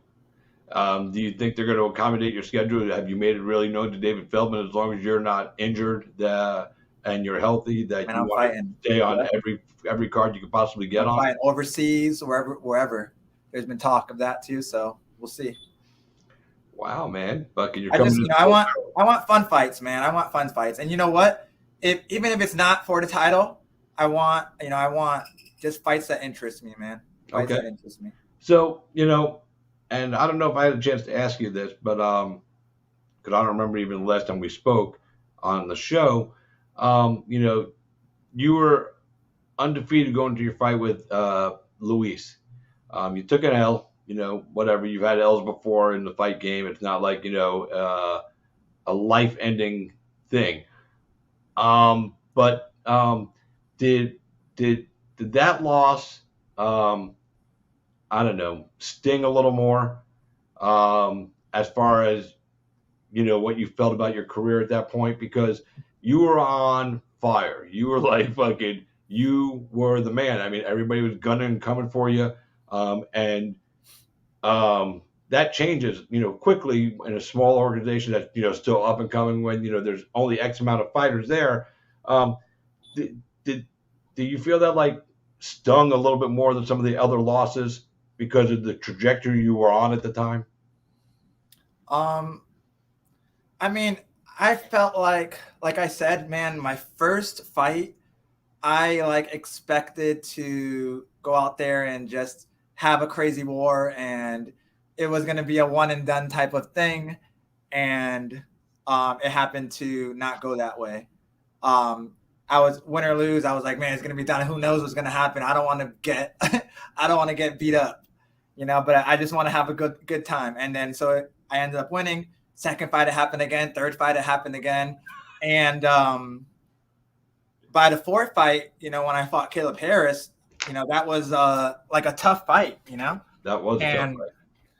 but I felt like I dominated the whole fight, and I think I kind of saw it coming. I kind of saw that someone will figure me out, but I was too naive in a way to think like, oh man, it's worked for everybody else. Let me do the same thing, And Lewis is such a smart fighter, and and if there was anybody that I would lose to, I'm happy that it was to him. Someone that I've trained with and someone who I can honestly call my friend. Now that was a weird part of it too, was fighting my friend and selling this fight, making it happen, and really causing some like beef between us, and so that whole thing was just a weird situation, but I'm happy it's over. I'm happy it's over. It didn't go my way, but I'm changing everything up. It's not going to be the same guy you see rushing in and getting the clinch. I'm going to show that I have some different skills as well. Well, if Elvin Brito wasn't the 165-pound champion and you weren't coming into the 165-pound division, would you go down there and train with him? I mean, now you're trying to fight him, so you can't go down there and train with him. But of course, that's what's been so crazy about this sport. Like Elvin is an amazing person, man. I've got to know him a lot more too, and I would have loved to go and train with him. So who knows what the future holds, but he's super cool. Caleb Harris is crazy cool. It would be so weird to fight these people again, Yeah, I mean, yeah, because a lot of fighters. I don't know how they just did it and fought again. Yeah, it's crazy, right? But there's a lot of guys that are going down to Elvin's camp, and training with them. Joey Beltran, Britton Beltran, Lorenzo's gone down there a few times. There's been numerous fighters that have gone down there and trained with them, and they all benefit from it. So the jungle camp is going to start down there, and maybe when he stops fighting, then you can go down there and train. Because if you guys are going to be fighting each other again, you can't give away the secrets down there in the jungle. You'll have to get your own goat and run down the streets of Pembroke Pines with it. I happened to start training somewhere else as well at Slaughterhouse Boxing. Oh, nice. Yeah. So just kind of changing things up there. Me and my boxing coach, we just, he's going to stop kind of coaching fighters right now. And so this will be the first fight that I'm doing without him. But yeah, Slaughterhouse, we got a couple good guys there too, like Jared Grant. So definitely a guy who's his rose up in the rankings and everything like that. And He's they got obviously a fight coming up. understand. They obviously understand bare knuckle there. So interested to see. We'll have some fun. Yeah, if you're down there doing work at a boxing academy, which is awesome because it's going to give you a lot more insight into different footwork and different ways to utilize the best of Jim Alers and what your tools bring. I'm excited to see the bare knuckle beast 2.0, if we will, to see what's going to be different. What now? Is there anything that we are not going to see change about you? Same personality, same style, same flair, same guy. A little hot-headed sometimes. When people piss you off. I mean, we're still going to see all that, right? Yeah, man. Okay, cool. Just I hate to see that go away because that's a fun part of who you are, dude. It's part of what helps you sell fights because you're nice and smiley to you. It's like until you don't have to be nice and smiley, until somebody brings it out of you, but you're always right there. Yeah, man. That's that's something that I just want to just change up the style a little bit and just the technique in the fighting, just in case something doesn't work. I have other stuff to fall back to. Yeah, I get it. It makes sense, man. It's good to have. Listen, I think the one thing I've learned over the years of talking with fighters and working around fighters as an announcer, I think the biggest lesson I take from every fighter that I've ever spoken to is you never stop learning. Yeah, I like to learn from everything, man. Like I'm talking about getting my black belt in judo. I'm trying to get a judo black belt here. If anybody's a judo black belt and wants some work, reach out to me. I'm trying to get judo at the gym. You want to put judo in your gym, so you want to have a judo class. That's awesome. I want to continue. I feel all of it helps, man. All of it helps. Like I said, I train jiu-jitsu every single day still. I box every single day. You're the rare bare knuckle fighter that trains jiu-jitsu hard every day, but you have a jiu-jitsu academy. You fucking have to. Man, I love it. I love it. I love boxing. I love it all, man. And I continue doing it. I just want to be like just a complete martial artist, not just one thing, man. And I think it shows in my style. Well, do you think you are I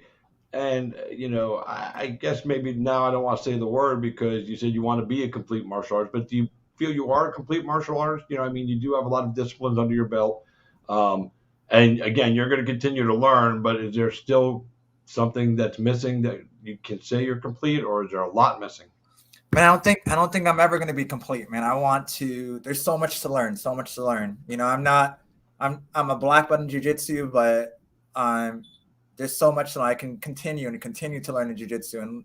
And I have whatever amount of fights in MMA, but I can still learn. I can still learn from anybody, man. And I constantly want to go to seminars and learn from people and improve. And if you're not learning, man, you're not growing. True. What about the old combat jiu-jitsu, the slap jitsu? Fucking, are you still doing those? Are you actually able to do those while you're doing BKFC? Man, I'm gonna talk to David. I don't know, but hopefully he'll be cool with it. It's not. I mean, to me, it's not really like a dangerous thing. They let Marcus Brimage pillow fight, so right. It's not too dangerous. Dude, did you see that shit? That pillow fighting championship? Man, I want to do that too, man. Dude, I would love to do that. I watched some of the video from it. Fucking, it looked like so much fucking fun. It looks fun. I reached out to them, and they're like, "Really?" I'm like, "Honestly, just because it looks fun." So we'll see. But that'd be fun. But yeah, I wonder if they would let you do the combat jiu-jitsu. Because I know you like that shit, dude. I know that's fucking, that's fun to slap somebody. Just, that's what I'm saying, man. I think, I've talked to a few guys that do the combat jiu-jitsu, and I think they tell me the best part of it is slapping somebody. I've asked that. I'm like, hey, can I slap in bare knuckle? And they said no.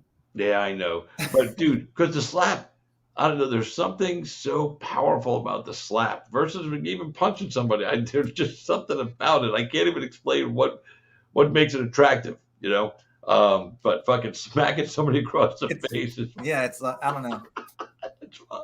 It's just fun, I guess. Yeah, fucking. It's crazy shit, man. How the wife and the kids? Man, good man. We've just been crazy busy now with opening up the gym and training and just all of it, you know. So everyone's good, everyone's healthy. So things have been good. What are you doing for fun with the kids, like outside of jujitsu? Because I know jujitsu's fun and the whole family plays, but what is there anything that you try to do, you know, outside of that whole combat sports world with the kids that they like to do? Right. So always trying to just take them outside, man. I want to get them off the screens as much as possible. Awesome. You know, so even if, you know, they would like to go to a movie, but to me, going to the movie is just going back in front of a screen. So I've always, hey guys, let's go to the park. Let's go ride the scooters. Let's go ride the bikes. You know, I'm a big believer. My kids' class, you know, I preach it to the parents. Please, get your kids off the screens. There's so much more out there that they can see and just explore in life. Yeah, man. Well, listen, brother, thank you for taking the time to chat with us, man. You know, I love having you on the show, man. I'm so happy you're back at BKFC. Taking on Connor Tierney in March, man. It's a big fight. I love it. 4-1 versus 5-1. A European champ coming over to your neighborhood, and he's if he wants to get his foot in the door, he's got to get through you. So I love that you want to bring this guy in here and show him what's up at BKFC. Congratulations on the new academy there, dude. It looks beautiful. One of these days, I'll actually come down there and we'll do a whole little thing on your academy. We'll get some good video up there, and then we'll put up on a show, and we'll do a whole little thing just on your school if you're down for that. Awesome, man. Anyway, listen, you have a great night. We will talk again soon, man. God bless to you and the family. Tell them all I said hello, and we'll talk again soon, brother. All right, brother. Peace. Have a good one. You too, man. Boys and girls, that was Jim the Beast Alers, the bare knuckle beast, making his return after a little hiatus. Taking on Connor Tierney, 5-1, a European champion, a bare knuckle champion overseas. No joke of a fight, man. It's a tough one to come back to, but Jim, you know, if anybody's up for the challenge to take on a tough guy, it's Jim Alers. My next guest, he'll take on any tough motherfucker on the planet because that's who he is. Doesn't matter who the name is. If they offer him the fight, he's going to take it. He's young. He's hungry. He's flyweight on the rise, getting ready to make his fourth walk to the octagon. A guy I've had, I don't remember if I've had on once or twice, but I forget all that shit because I've had so many people on. But I will tell you, last time I had him on the show, he's a lot of fun to talk to. He's got a lot of energy. I love his style. He's down in South Florida training an American top team in Coconut Creek. We're going to bring him in right now. Please say hello and welcome the man himself, Cody Durden. What's up, champ? What's going on, Christopher? How are you? Oh, you know I'm good, man. I'm good, man. How's life down there at American top team Coconut Creek? Man, it's good, man, and a lot of resistance. Yeah. So getting a lot of good training in. Are you staying in an apartment hotel or are you staying at the gym? I'm staying in the dorms. Yeah, dude, those dorms are dope, man. When they first opened up the school there, I went down there for the grand opening, and I remember they gave me a tour of the dorms, and they weren't even completely done yet. And then I went back and saw them once again, dude. That's a cool fucking setup for you guys, man. I'm so glad that they have that there because it allows a guy like you, you know, who isn't hit the top tier of UFC money yet, to be able to come down and focus on your training and not have to worry about some of the big expenses like renting an apartment for, you know, $2,500 a month, you know, for a closet, you know. So especially in the real estate market in Florida. So I'm glad you're down there, man. Is there a bunch of guys in the dorm with you right now? Is it fun? You know, is it good? Yeah. There's a bunch of guys in the dorm rooms, and yeah, I mean, we just live the fighter life: eat, sleep, train, repeat. You know, all of our energy and all of our focus is into training. So I'm definitely blessed, and you know, I got to thank Dan Lambert and the staff down here at American Top Team for, you know, hosting us. So. Yeah, and again, you know, Dan Lambert does a lot for you guys. What do you think of Dan Lambert going out there and doing the stuff on the wrestling shows, dude? Fucking, how much fun is he to have around the gym when he gets on the roll? Man, it's awesome, dude. I love watching it. Are you a wrestling fan? Well, not a huge fan, but you know, I grew up watching it with my dad in the '90s. You know, the WWE, a lot of oh shit moments, and the attitude. you know. Era. Yeah, and in wrestling nowadays, you really don't have those oh shit moments like The Undertaker, you know, burying Kane, or Stone Cold coming out with a beer truck and spraying everybody in the ring. You know, those were the fucking days. I love that you know about those things, you know. And if you know your wrestling history, man, you automatically got an in to chat with Dan Lambert, because Dan Lambert is one of the most knowledgeable wrestling guys I've ever met in my life. And I found out by accident he was into wrestling one day when I came down to the school to do some interviews, and I think I was talking with Ryan Quinn, and he had mentioned something because they do they used to do, I don't know if they're still doing it, but they used to do like a wrestling gimmick on Halloween. They would do a fucking wrestling show, and there's like guys like Cole Miller and Ryan Quinn and some of the other guys in the gym would do like pro wrestling characters, and they would have a ring and they would do it. I got to announce it one year, come down there for it. It was kind of fun. Oh, So, wow. but Dan Lambert, huge wrestling guy. So he's got like all kinds of wrestling belts, like Yeah. historic belts and shit. So yeah, so just walk up to Dan and mention some cool moments, dude. You might be getting a new best friend, dude. That would be fucking awesome. Tell him, Yeah. I used to watch with my dad, and I love what you're doing on the show. And I love watching him, dude. I love that he brought some of the guys from your camp. Junior Dos Santos, Masvidal's been there, Paige Van Zant's going over there. They've done a lot of cool shit, dude. Fucking maybe they need to get you on there, dude. You got the, Exactly. you have the personality to be a wrestling heel. You can do it, bro. Totally, Yeah. man. You know, a funny story. I actually met Dan Lambert in Connecticut when Douglas Lima was fighting for the $1 million, and I met him on the craps table. I knew who he was.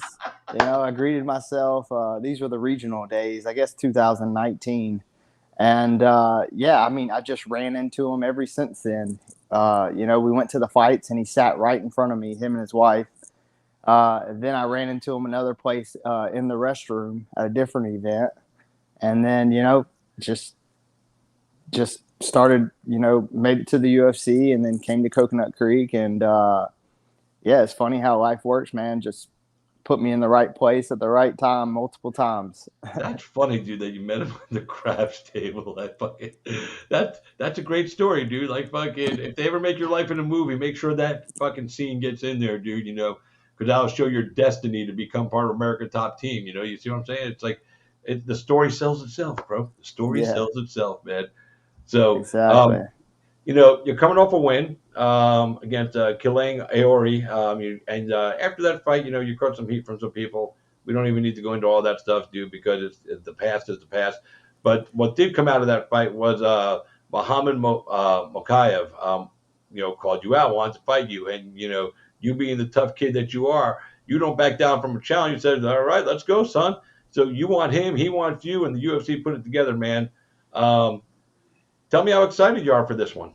Man, I'm excited. I think pretty much the whole flyweight roster called me out, and They did. The UFC offered me Mokayev, and I've never turned down a UFC fight in my life, and now we're here 6 weeks away, and it's a tough test. He's a great competitor, and I'm looking to take his O away.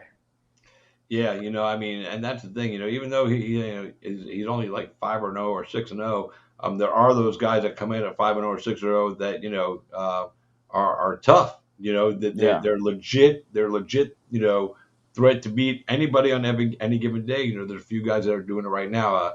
Shemaev's only 10-0, but dude, Shemaev's getting ready to fight Gilbert Burns because his wins have been so impressive. So it just takes a couple of signature wins, and all of a sudden, you're catapulted at a young record. You didn't get here when you were 5-0. Right. This is your fourth walk. So what'd you get here when you were like 9-2?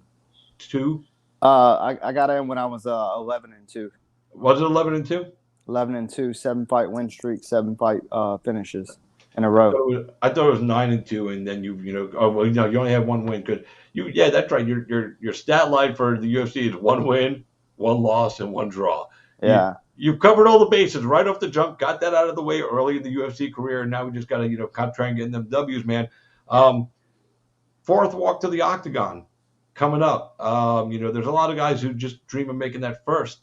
How excited are you that you're still here? You're still doing, because we've seen guys in your situation with the record like yours sometimes come in and then they get cut.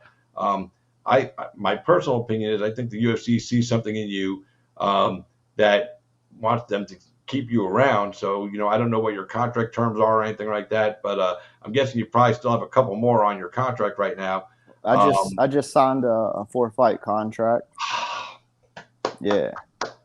So that confirms what I was saying, that they see something in you, both in, your personality, your style, because, everybody called you out. Sometimes good things come from an awkward moment. right. We'll say it like that. Yeah, well, my first fight was at 135 versus Chris Gutierrez on a 6-day notice. I remember. That was my second fight in 2 weeks, and you still fought to a draw. Yeah, I got a draw, and that fight could have been mine with just the end of the second round when I took him down, and I got caught in a submission attempt, and I think that swayed the judges the other way in that round, and I clearly lost the third round. Yep. But and then the second fight, I got flying triangled, tore my That shit ACL. just happens, man. Yeah, tore my ACL, had to get my knee fixed. And, I was dominating that fight. And, third fight, I got to win. So, yeah, we're back in the win column, and we just got to keep improving and learning. And that's what I'm doing here, taking time away from the family and just focusing, getting a lot of resistance down here. These guys are some of the best fighters in the world. Yeah, you're training at the American Top Team Academy, the one, the original, the innovation. This is like, for lack of a better term, your Harvard University.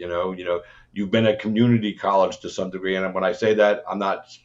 It's just a smaller talent pool. You're up there, with the Lima boys, and those guys are world class, and you've got a lot of world class people in that gym, but now you just jumped into the ocean. Right. You just jumped way into the ocean right now. And I think it's the best thing you can do for your career at some point. You have to go to the biggest school and become the smallest fish in the biggest pond, and you have to fight your way up, so you don't become somebody else's chum. Exactly. And, the proof's in the pudding, this facility creates champions, world champions. So that's why I'm here. Yeah, and you're where you are with those guys up there in Georgia. It's still world champions. I mean, Yep. Exactly. So you've been very fortunate in your ability to train with some of the best fighters in the world for quite some time now, haven't you? Right. Those world champions are a lot bigger than me, though, weight wise. So it's a big difference, Yeah, but training with those bigger guys, I think it gives you an advantage when you're fighting guys your size. If you're used to pushing a guy off you all the time that's 200 pounds, when you're rolling with them and training with them, and you have to keep knocking this motherfucker off you at 200 pounds, you get a guy that's weighing 137 on fight night, 140 on fight night. It's a lot easier for you to move that person around because you're used to moving a 200 pounder. So 140, 150, go ahead, man, bring it. I can still push you off and control you. I think it's one of the excellent things about training with larger athletes. The only fighters who really don't get to experience that are heavyweights because they're the biggest guys in the pond. But guys like your size at 125, you really I think you guys have the biggest advantage because you could train from so many different weight classes above you. And really, if you can handle guys above you in training all the time, when you get into fight nights with guys of your size, I think it gives you an advantage. Right. Well, I've had my fair share with a lot bigger partners at the gym, and man, when you go with big guys, I always seem to get hurt. So I try to limit myself, to 160 and below. There you go. Yeah, you don't want to get hurt in the gym. If you're going to get hurt, let it be, on a night where you're getting a paycheck. I agree with you 100%, man. Exactly. So how long you planning on staying down there at American Top Team in Coconut Creek? I'll be down here for 2 weeks, and then I go home for a week and train at home. And then I'm going to come back and finish my camp here. Yeah. Is this about going to be a fight night in Vegas? Apex? No, it's going to be in London, March 19th. Why don't I have that written down? Yeah, March 19th in London. Oh, It's gonna be a huge crowd. that's So the first London crowd in God forever. Wow, dude. yeah, Fucking hey, dude. I didn't realize you were on that card. My bad. My apologies. Fucking, I guess during I type bantamweight instead of flyweight. Fucking, I do stupid shit sometimes. I yeah, it's get gonna be a caught up big in. card. Yeah, no, dude, that's a huge card. Fucking that whole fight card is solid. I mean, I think that's Volkov and Aspinall is on that card. Right. Yep. Yeah, that's the main event. So yeah, dude, that's awesome, dude. Fucking and Arnold Allen and Dan Hooker are on that card. Yep. Krylov and Paul Craig, Meatball Molly is on the card. Yeah, this is Yeah. gonna be a fun card, dude. Fucking isn't and Patty the Batty's on that card, dude. I like that Yeah. guy. A lot of people go, I don't know about this guy. I like the kid. Fucking, he's a lot of fun. He took his UFC fucking fight. He was getting worked over a little bit. Came back and won that debut. But man, That's all that matters, right? yeah, I think he's That's going to be a all lot that of fun matters. to have around, man. If he continues to go out there and win, and he's a solid fight. He's a lightweight, so he's in a tough division. We'll see how it all goes for him. That guy is hilarious. I'll tell you that. You lizard. Yeah, no doubt about it, man. So you got this fight coming up in London now. I totally fucking. Are there any special travel restrictions they've told you about that you're gonna have to deal with? COVID testing and everything for. Right. Yeah. I had to get my vaccine, and I've had my passport. So, but yep, I can't wait. It's gonna be fun.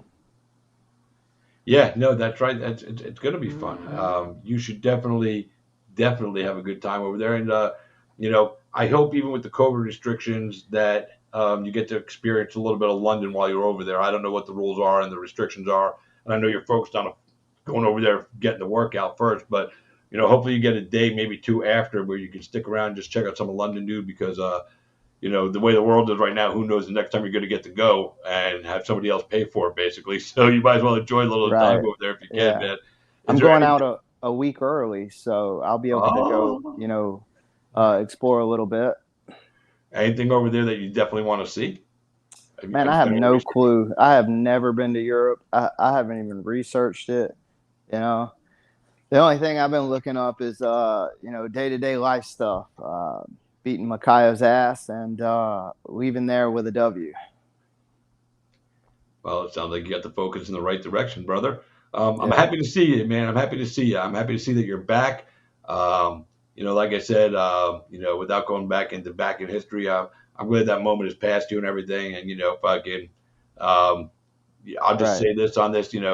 People can interpret, what I said however they want, but my main focus was to send them home with a loss. And that was it, and that's what I meant. Yeah, I know, but people are stupid, man. They're going to interpret how they want to interpret and whatever, man. You know what? It gave you more eyes on there, and people are talking about you a little bit more now, and then some people are talking about it and think you're an asshole, whatever. Fucking, they're still going to tune in and watch a fight, and that who gives a fuck, right? Yeah, I mean, my family loves me, my sponsors love me.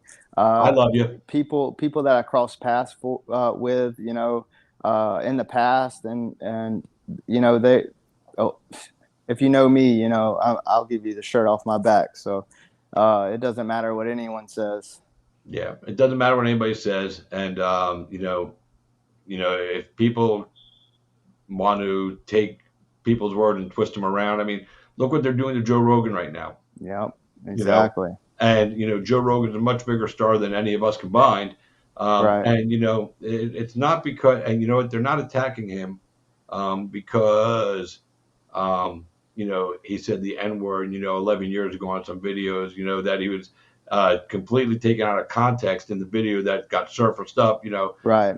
But he apologized and he said some of it was a bad look, and God bless him for that. And he meant it. You could tell that he meant absolutely. it, and I believe every word he said. So do I. I have no reason not to believe Joe. Joey's been honest, transparent as any motherfucker we've ever been fortunate enough to listen to on that kind of a platform. He gives he doesn't just tell one side of the story. He tells all sides of the story, and because he gets more views than a lot of the big newscasts and everything, and more viewers and listeners, he's a threat to the not following their narrative, and that's why he's being attacked. Exactly. So so people found something to attack on you. Obviously, I think going forward you'll probably be a little different in how you choose to word stuff, but maybe you won't. It's, I think you speak from here. So you're going to be you, and be yourself, man. Fuck it. If anybody doesn't understand it, that's on them. As long as you know what you meant, and fucking that's it. I knew what you said it. Yeah. And I didn't think it was bad, even if I didn't knew what you meant. Who cares? I mean, fucking, I don't know, man. Right. I don't want to get into it because it's negative, and I don't want to do positive. But I just want to tell you, fucking, from us folks here at Cage like Christopher and some of the people watching, they know who you are, dude. So fucking, the real people know. I guess that's the best thing I can say. Yeah, exactly. So, as long as I've got somebody watching right now on here commenting from a site called the MMA holes, the MMA holes. They're the MMA a-holes, I guess. And they're just bringing up comments here. They want to ask about this and that and other stuff you said. And I'm not even going to bring up, when you go back later, if you want to look at the comments and read them and address them, that's up to you. right. So it's funny, man. I got all these people commenting about stupid shit now. They're talking about Mike Perry and Joe Rogan and idiots. Yeah. Do you still talk to Mike Perry? I do. Love Mike Perry. How's he doing? He's doing well, man. He's fighting for bare knuckle. BKFC's main event at Knuckle Mania coming up on the. I think it's the same night that your card is. That's right. He's fighting Julian. Yeah, he's fighting Julian Lane in the main event. Yeah. So what was the ordeal with them at BKFC when they got the fist fight? That was insane. I was there. Julian. They called Mike over to the commentary table to do an interview since he had signed with BKFC. He hadn't been at an event where they could get him on a mic and do a pre-fight interview. And this was before they had anything booked specifically for him. And he was sitting there talking to Sean Wheelock and Chris Lytle, and Julian Lane had some posters in his hand or flyers, like the cardboard ones they give you when you're at an event. They give you all these stupid little handouts. Yeah. At a regional show and shit, right? So somebody had some stuff in there, and fucking Julia had a pack full and just threw in Mike's face. And you're not going to throw shit in Mike Perry's face and not expect him to fucking get up, So Mike got up, they scrapped, and now they're fighting in the main event. Yeah. Chad Mendes is also debuting on that card for BKFC as well. Yeah. Oh wow, that's gonna be a big card. Yeah, man. And Chad's looking great, man. I've seen him hit pads, and he's looking good. And according to Chad, he's making more money for this fight than Francis Ngannou made for his title fight. Yeah, but do you believe that? Well, they are. Paige Van Zandt signed $1 million contract with BKFC, so I definitely believe it. Okay. Hey, you got a point. I mean, I know Mike Perry said he's making more money here than he ever made in the UFC, and Mike had a 6-figure deal in the UFC. So, I mean, he made $500,000 at Triller fight, so Mike's definitely getting a big paycheck here. He's happy to be here. Chad Mendes is getting a big paycheck. He's happy to be here. He doesn't know if he's going to do 2 fights, but he's definitely doing this one, and he'll see how he feels after, because, until you bare knuckle, you don't know. You just can't say what it's going to be like. You could be the bad. I mean, Cody, you're a bad dude, and I know you like to scrap, but you could, let's say somebody like you, let's say you went to BKFC. You got in there, you have one fight, you go, you know what? I don't like this shit. Ain't nothing wrong with not liking this shit. Fucking, it's not for everybody. A lot of guys think they can just come over and do it. And I've seen a lot of guys talk all this shit, and then they get in there and they fight. And then when they get done fighting, we never see them again at BKFC because it's not their cup of tea. And I'm not ripping on anybody for that. I mean, man, it's rough. You don't know until you know. Bare knuckle, your face getting fucked up, your hands getting fucked up, hitting somebody else. I mean, there's a lot that goes on. Yeah, I mean, Felony, Charles Bennett. Love Charles Bennett. Yeah, I helped him train for, one of his BKFC fights, and, he broke his hand after, man, who was he fighting? He was fighting some guy that was on like a 4 or 5 fight win streak, I think, and he broke his hand in the second round. And dude, he has like a 4-inch scar on the top of his hand where he had to have surgery, and he was just messed up from that. So, seeing his hand and him coming back and looking at the after effects, I was like, "Geez, bro!" And you were When was the winning. fight? When was the fight that he had at Bare Knuckle? I think it was at 145. Do you remember when? Probably, I guess last year, 2021, the beginning, So the beginning of last year? or 2020, one of the two. Because at the end of 2020, he fought Tyler Goodjohn. The one before that. Johnny Bedford? Yes, that was it. He broke his That hand. was in 2019. Yeah, he broke his hand in the second Yep, round. lost hand injury. It says it right here. I looked it up because I wanted to find out which one it was. Yeah, Johnny Bedford's a champ right now at 135 at BKFC. Yeah. He was a champ, then he lost the belt, and now he's a champ again. Yeah, that's a rough sport. But hey, money talks, you know. Amen. You'd Money be does surprised talk. what people would do for money to feed their family. Yep. Fucking there's a thing called the pillow fighting championship going on right now. They started that, I'll dude. do it. Dude, it looks like so much fun. They don't pay a lot, and if you win the tournament, the nightly tournament, you get $5,000. So it's not like you're making a ton of money, but it just looks like something fun. Marcus Brimage, who I work with, and he's fighting at BKFC right now.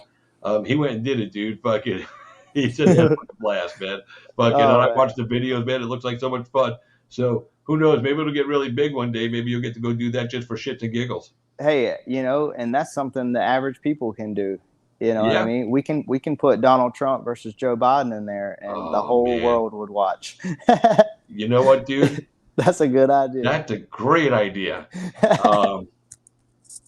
Damn, I'd love to see Joe Biden get beat down with a pillow by Donald Trump. I'm not even gonna lie. That's a sport that could blow up. Dude, it's I think crazy, it'll but have good success. it's crazy, but it's so true because anybody can do it. They can get, big Hollywood stars, fucking the Real Housewives of Beverly Hills fucking night, Yeah. or the Real Housewives of Beverly Hills take on the Real Housewives of Atlanta in a pillow fighting fucking championship fight night. There's so much they can do with this, dude. I think these guys hit a home run and they don't even know it yet. And my wife will be the one to buy it. So. Oh, my girl's on from Real Housewives. I'm buying. Don't tell me no, Cody. Don't you tell me no. Exactly. So. Well, listen, man. Thank you for taking the time to join us, man. I know we wanted to get you on a while back, but we're happy to get you on whenever we can. I'm really excited to see the changes and improvements we see in you in this next fight. Especially where you're putting in all that training down American Top Team, sacrificing time away from your family to really focus on your craft, and being this young in your career. I'm really excited that you have the opportunity to do that. Because some guys can do that after they get later in their career and they're, full-time professional fighters all the time and they're making, enough money through sponsor and everything where they don't have to concentrate on a regular job. You're still young in your career, and I don't know if you have a regular job outside of fighting. I do not. No.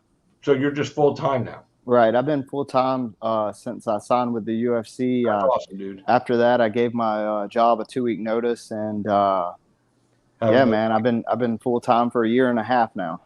Yeah. Tough financially to get by like this, though, isn't it a little bit?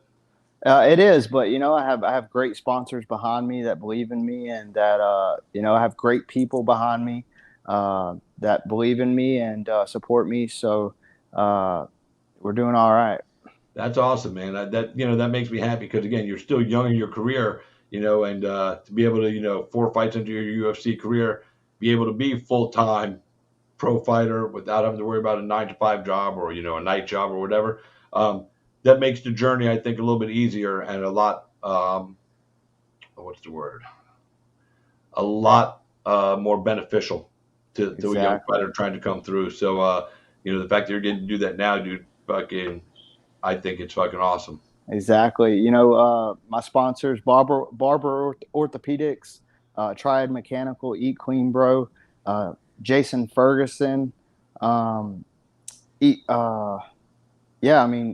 Fathletic Apparel. They take care of me, and yeah, I'm grateful for him. That's awesome, man. Anything you want to say to the fucking to the fans out there, to the Durden fans? What do you say to your fans, brother? Man, tune in March 19th. I'm giving it my all. I'm not flying across the world to lose, and I truly believe I will win this fight. And tune in. Let's do it. All right. And what do you say to the haters, dude? Fuck them. No. Fuck them. You know what? I was waiting for you. I was waiting for you to go. Tune in March 19th. Yeah. I swear to God, for some reason, I felt you were going to cut the same answer. I was like, I was hoping, fucking, but man, fuck them. But again, tune in too. You know what I'm saying? Watch me. If you want to see me get fight, maybe I'll get beat up, maybe I won't. But if you can't, you don't know if you don't watch. Man, so, they're gonna be tuned in 30 minutes early. Waiting for you to walk out and shit, dude. I love it, man. Yeah, exactly. Listen, brother. Congratulations on where you are in the career, dude. I see the future getting really bright for you here very soon. And we're happy to, have you on the show. KHR Christopher James supports you. So, if that makes you sleep better at night, knowing that you got one media guy that's in your corner, then I'm happy to provide that service for you. Thank you for the time, Christopher. Always, man. Be safe. And again, make sure you take advantage of the cool stuff in London too. Don't lose focus. But enjoy some of that London stuff, dude. Fucking, it's a really cool city. You'll like it. Appreciate it, man. And I'll see you soon, all right? All right, man. Don't stay up too late in the dorm, man, or you have to go to detention. All right, bye. Be well. Boys and girls, that's Cody Durden, UFC fighter at flyweight. He's got a big fight coming up, Muhammad Mokayev and Mokayev. Oh, I get it wrong sometimes. I'm sorry, kid. Don't mind me. But it's going to be a good fight night, man. So make sure you check that out. But that's it, guys, from here.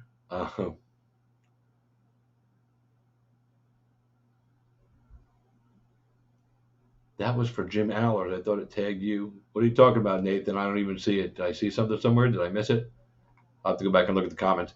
Anyway, boys and girls, thanks for tuning in tonight. I hope you had as much fun as I did. I appreciate you guys being a part of my life and for allowing me to be a part of yours for just a little bit tonight. Thank you so much. Thank you to my guest, Elvin Brito, Martin Brown, Jim Allers, and of course, Cody Durden. You guys, without you guys, I'd be sitting here talking to myself. So I'm glad I had somebody to talk with tonight, man. But that's going to do it here for us at KHR with Christopher James. I will let you guys know when I'll be back on the air. Should be next week. Working out on some things right now. We'll see how it all works out. Once again, happy birthday to my man, Dean Toole, Island Fight CEO, matchmaker for Anthony Pettis Fighting Championship, for Gamebred Masvidal Fighting Championship. Gamebred. Also for Icon. He does so much for the fight community. There's so many fighters out there that, have gotten a lot of places because Dean helped them, including like Elvin Brito. Elvin Brito made the BKFC because of Dean Toole. So that's it. But anyway, guys, thanks again for tuning in, being part of it, man. And like I said, allow me to be a part of your day as well. Until next time, I am Christopher James. Y'all been K-Side. Good night, everybody.